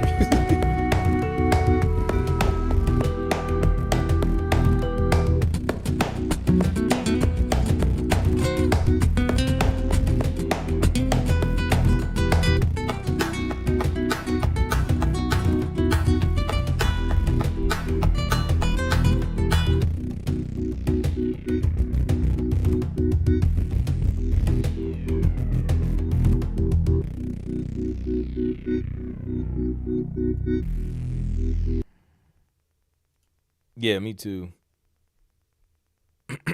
Um, yeah, man, like I don't think it's too much. Zorro. That's dope. Shout out to Zorro. It is. Yeah, I like it. And the guitar. Yeah. I think it's ready.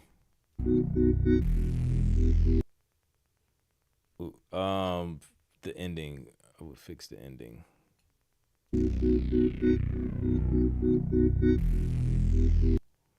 It's gotta like finish. It's gotta finish instead of just kind of cutting off. So just kind of let that bass ring out or whatever. But yeah, it's fire. Kimberly's husband says it sounds good too. So there you go.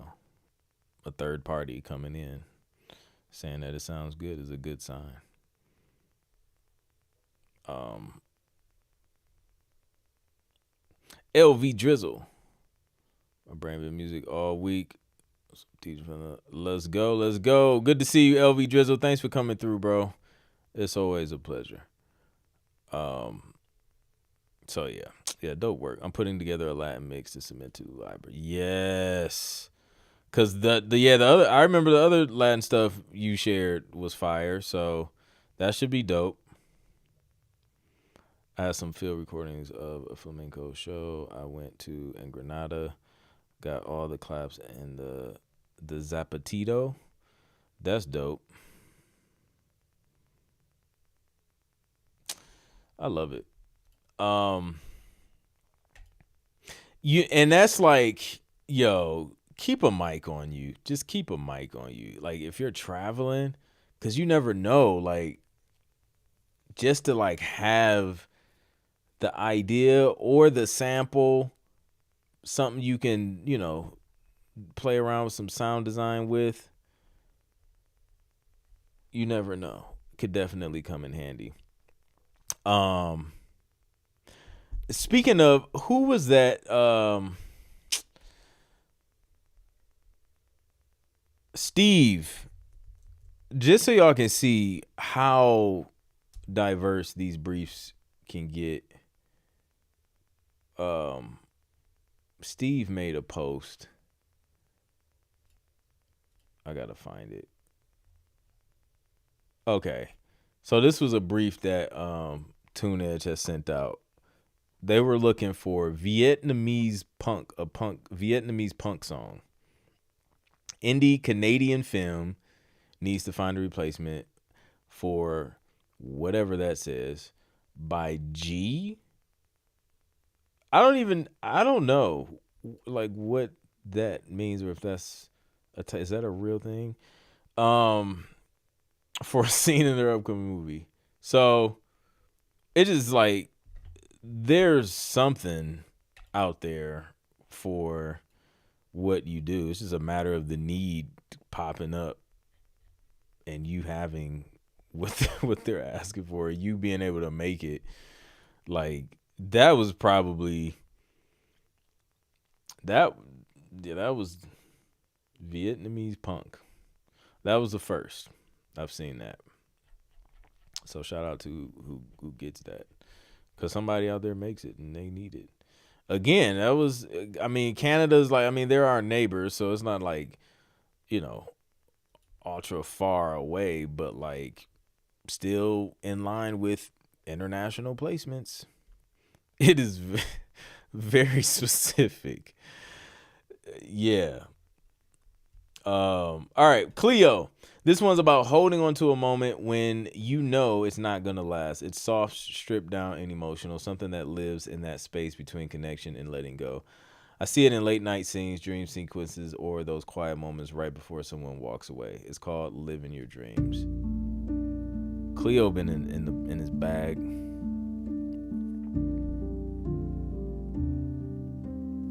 Nice. Thank you.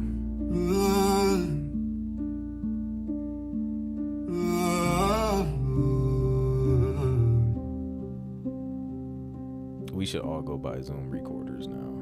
I don't need forever.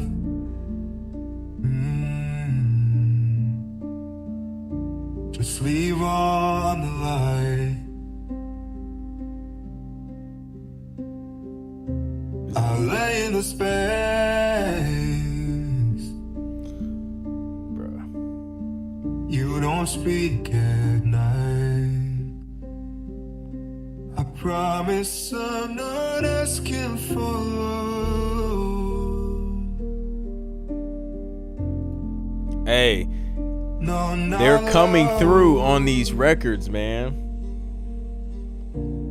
If we This is what they want. Forever, let me live in your dreams. Tucked behind your breathing, folded in the seams.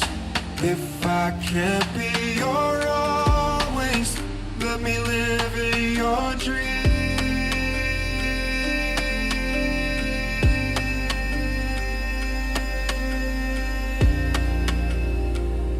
You touched me like I was holy, then tossed me out like hotel laundry. You never said much, but I still knew. Your hands told stories your lips wouldn't do. Don't wake me up. No, no, no. Just feel me.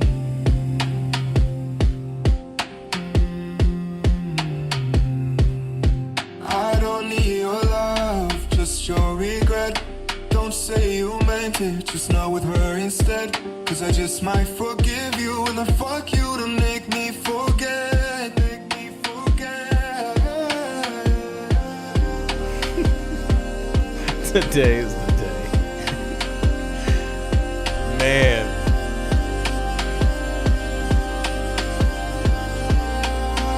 We can't be forever. Let me live in your dreams. Don't do that. Don't do that to us. We not ready. Well, that's gonna take it to If I can't be crazy your level. always, let me be your good night.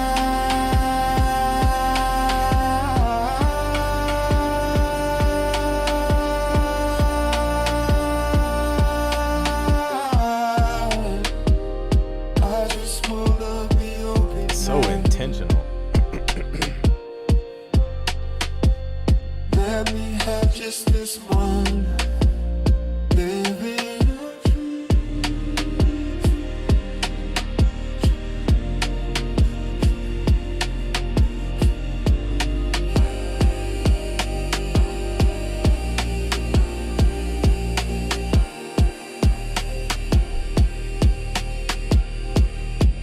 Somebody place this, please. 100%. I'll cry on this stream right now. Man.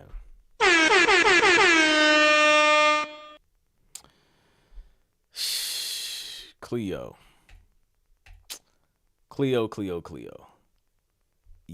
Man, listen.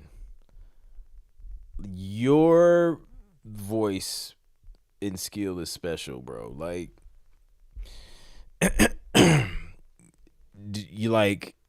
I'm excited for you to be in this space because I believe once you get plugged in with the right publishers, bro, like the way your music is hitting right now, like the emotion that's in it, in the voice and the production, bro, they gonna eat your stuff up, bro. Like it's gonna be crazy. Like those types of songs are like, yeah, that's crazy. Shout out to Cleo.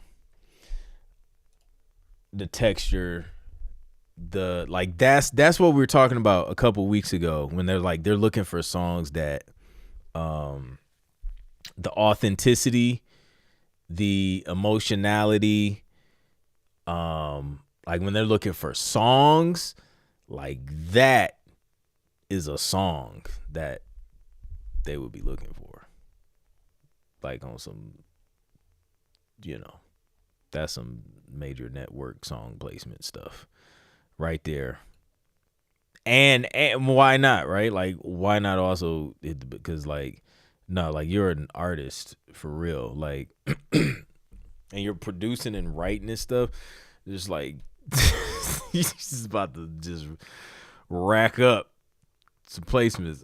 Like just don't quit. Whatever you do, bro, do not quit. Keep going. It's crazy. Yeah. That's Cleo. Vibes. All right.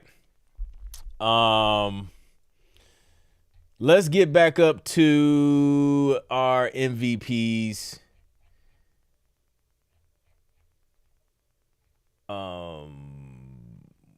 Miguel. Or should we do the let's do the poll. Let's do the poll.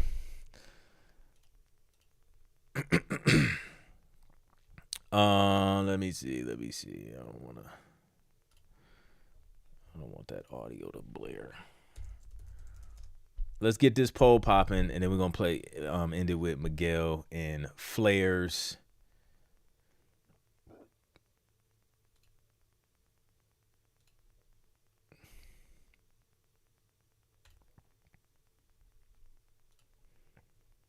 Okay. Who we got? Who y'all got? Who we putting on the poll? We know we putting Cleo on the poll after that last song. LW wants everybody to win, but we're not gonna do that. Sometimes though, sometimes we have to.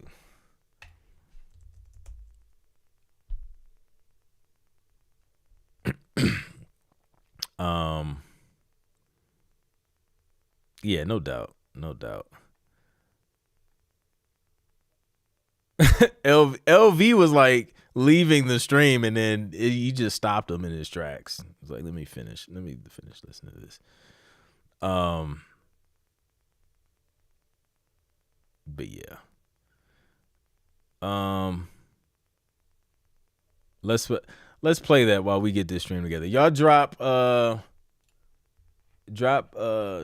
y'all's votes in the chat. I'm gonna get this joint geared up here for the poll. We're gonna run this Cleo joint back one more time.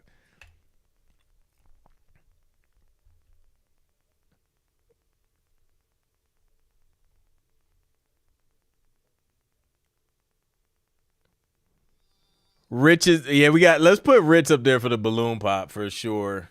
That was creative as heck. Like he thought of everything for that track.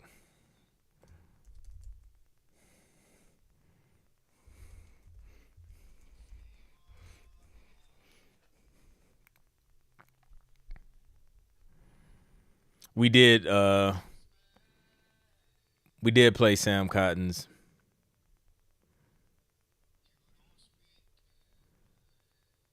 Michael. I'm seeing Michael, Jason, Nikki, Jason. All right.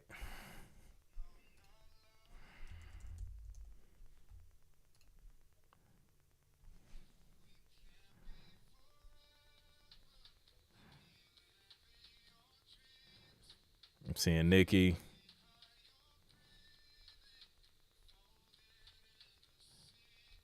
Seen a few for Nicki. Let's put Nicki up there.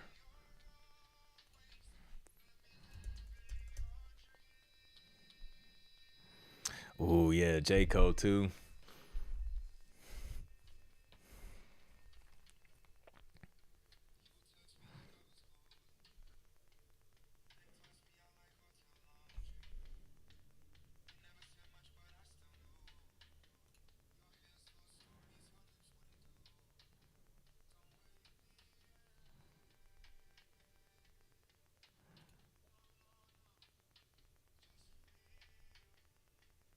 Oh, I'm sitting here rocking out. I'm the only one that can. Just your regret. Don't say you meant it. Just go with her instead. Cause I just might forgive Yo, you and the fuck you. that's why you need a chat. Cause you just be doing craziness and you would never know.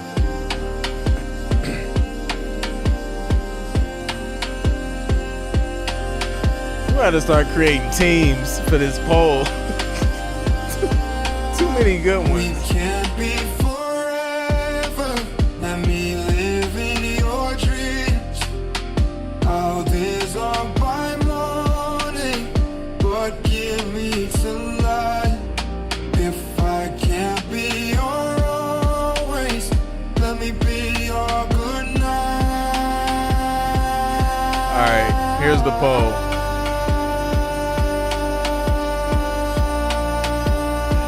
I made teams.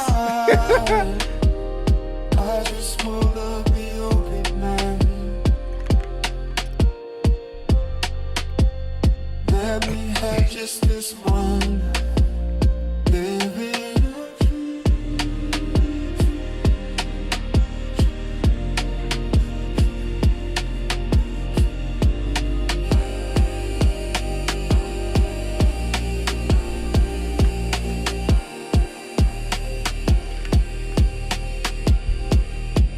Vibes.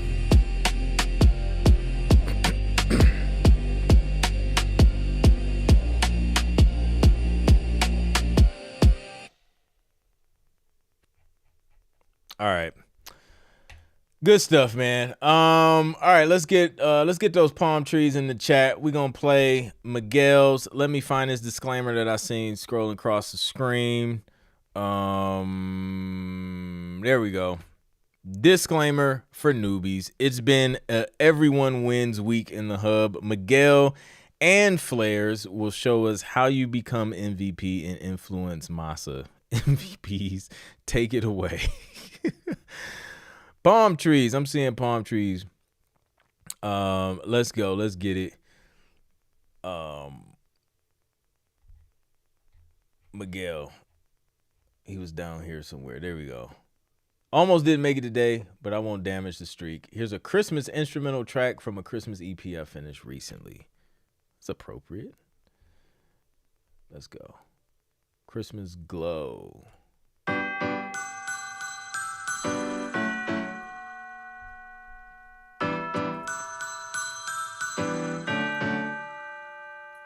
North Pole Rhythm.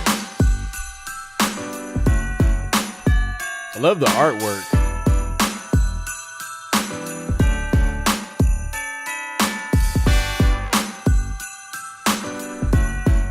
This is perfect.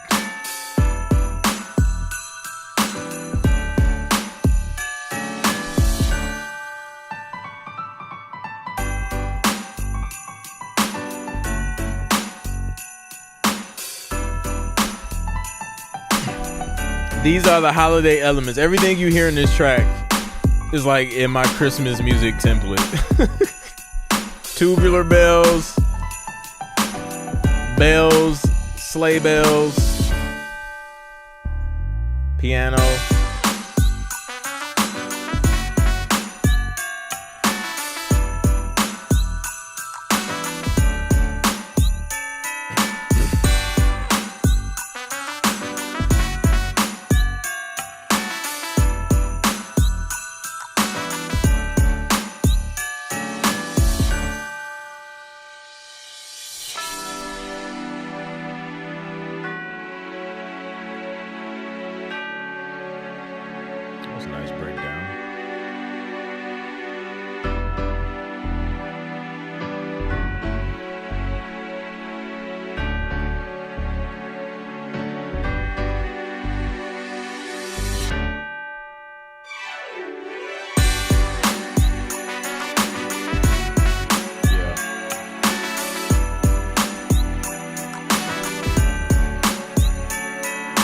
That's it. That's all you need. I'm telling you. It will get the job done. Sometimes I alternate between piano and Rhodes.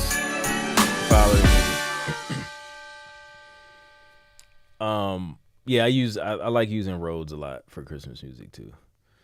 But yeah, this was, man, that has Christmas written all over it. Great work, Miguel.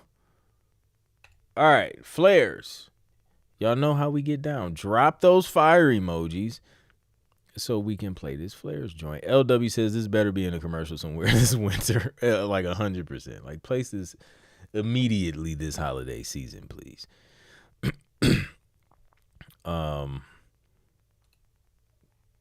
Yeah. Dope with the Christmas trees. It's ready. Yep. All right, here we go. Fire's coming in. Coming in hot. Let's see. Flares is up here. The Doors of Nostalgia.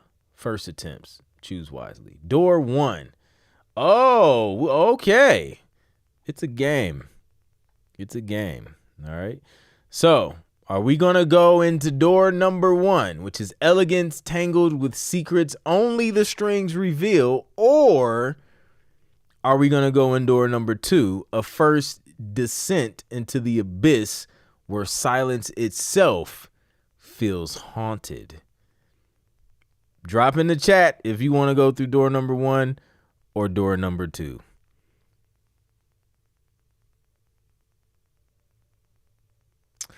Door number 1 or 2. Drop it in the chat. 1 or 2.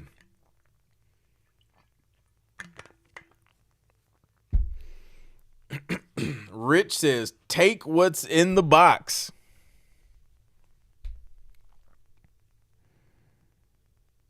Rich is voting for door number 1. I'm curious to know how Flares managed to make silence feel haunted. That's intriguing, personally. Michael Connor with a 1, JR with a 2, Allison with a 2, Red Ray with a 1. Ooh, I'm seeing a lot of 2s. I think 2-1. All right. Let's go with 2. Y'all got a lot of voting to do today. Here we go.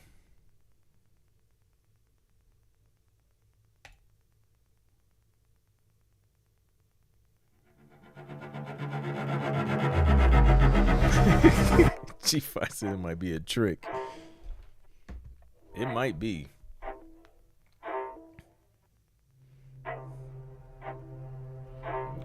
We in there now.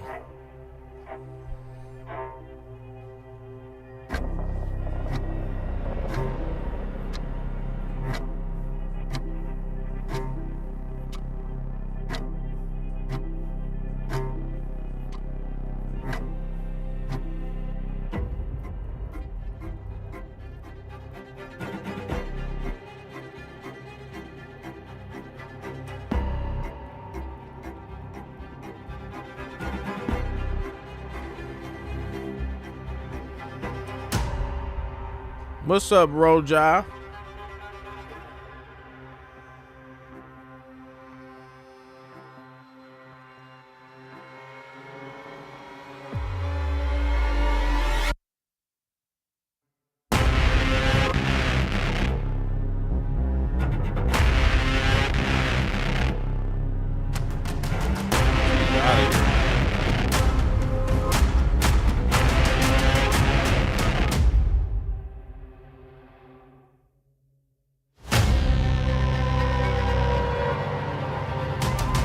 Janelle's running this week.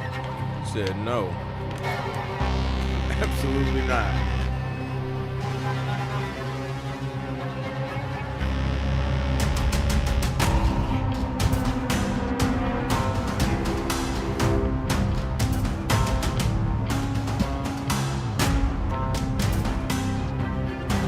Because I'm a producer.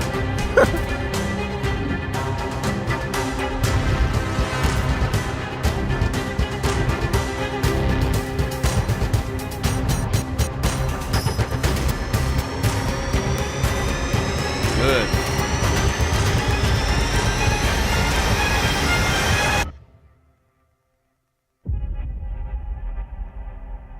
Sheesh.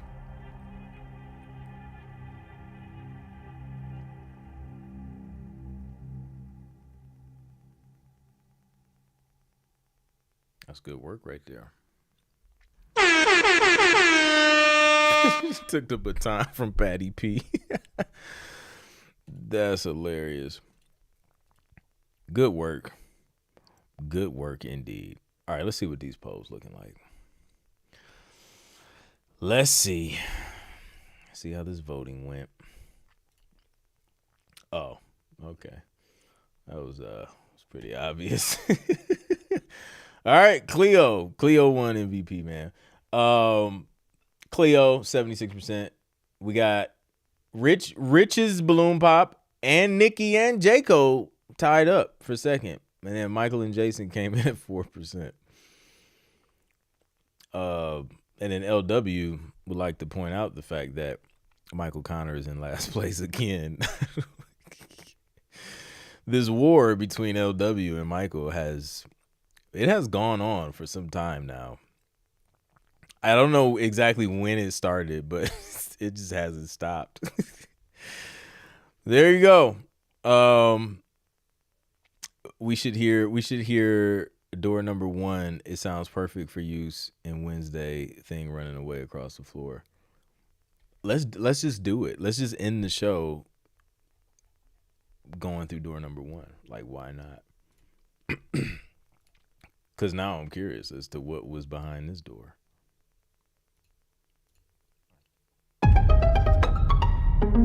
Balloons are popping here in my house. Good work, Rich.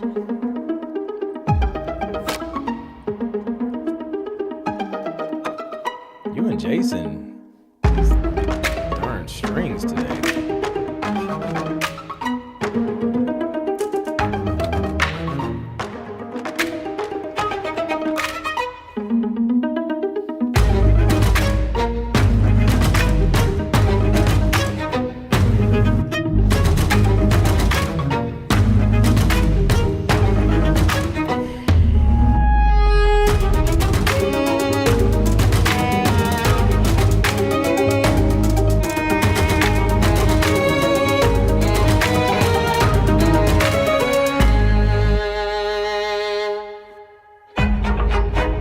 I might not touch strings again for like at least the remainder of the year.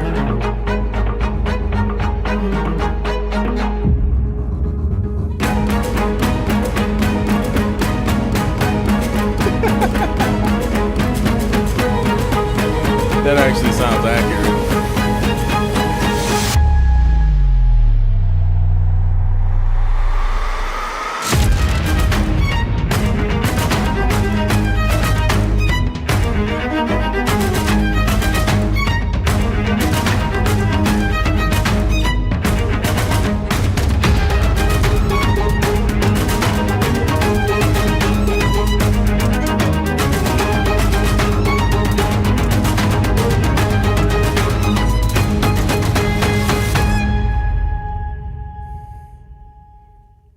Why? How did you get this way, Flares? And I don't know what you and Jason have been on with these strings. Like, it was just like, I woke up today, I will be an orchestrator. An orchestrator of strings. And just create an orchestra in your DAW. Insanity. Listen, man, thank you guys for hanging out and helping us make sense of what we heard tonight. Shout out to everybody who submitted music, man. Shout out to the Sync Producer Hub members. You guys are crushing it. And I'm proud to be in the community with you all. If you are not inside the Sync Producer Hub, the link is in the description. If you want 20% off of these Masa chips, your first order, link is in the description. Or you can go to Masa Chips and /Clint Music and get you a discount. I'm gonna try and get my hands on this new lime, and then we will try those live as soon as I get them. Next week we will not be streaming because I will be hanging out with some of the Sync Producer Hub members in and around the Atlanta area. We're doing a member meetup here in Atlanta next Friday night. So if you are there, I will see you there. It's going to be fun. Looking forward to it. And then we'll pick back up, I believe, the following week. But I'll keep y'all posted in the community either way. And then there's somebody requested a special session. I got to go back and remember what it was, but they wanted to see a breakdown or something. I think it was like transitional sounds or something like that. So we'll probably do a special session on that next month or something like that, since I think we only got like a week or so left. So yeah, we're gonna do that. But that's it, man. Super dope music. Shout out to everybody. Yeah, let's keep it going, man. Let's keep crushing it. All right, I'll catch you on the next one. Peace.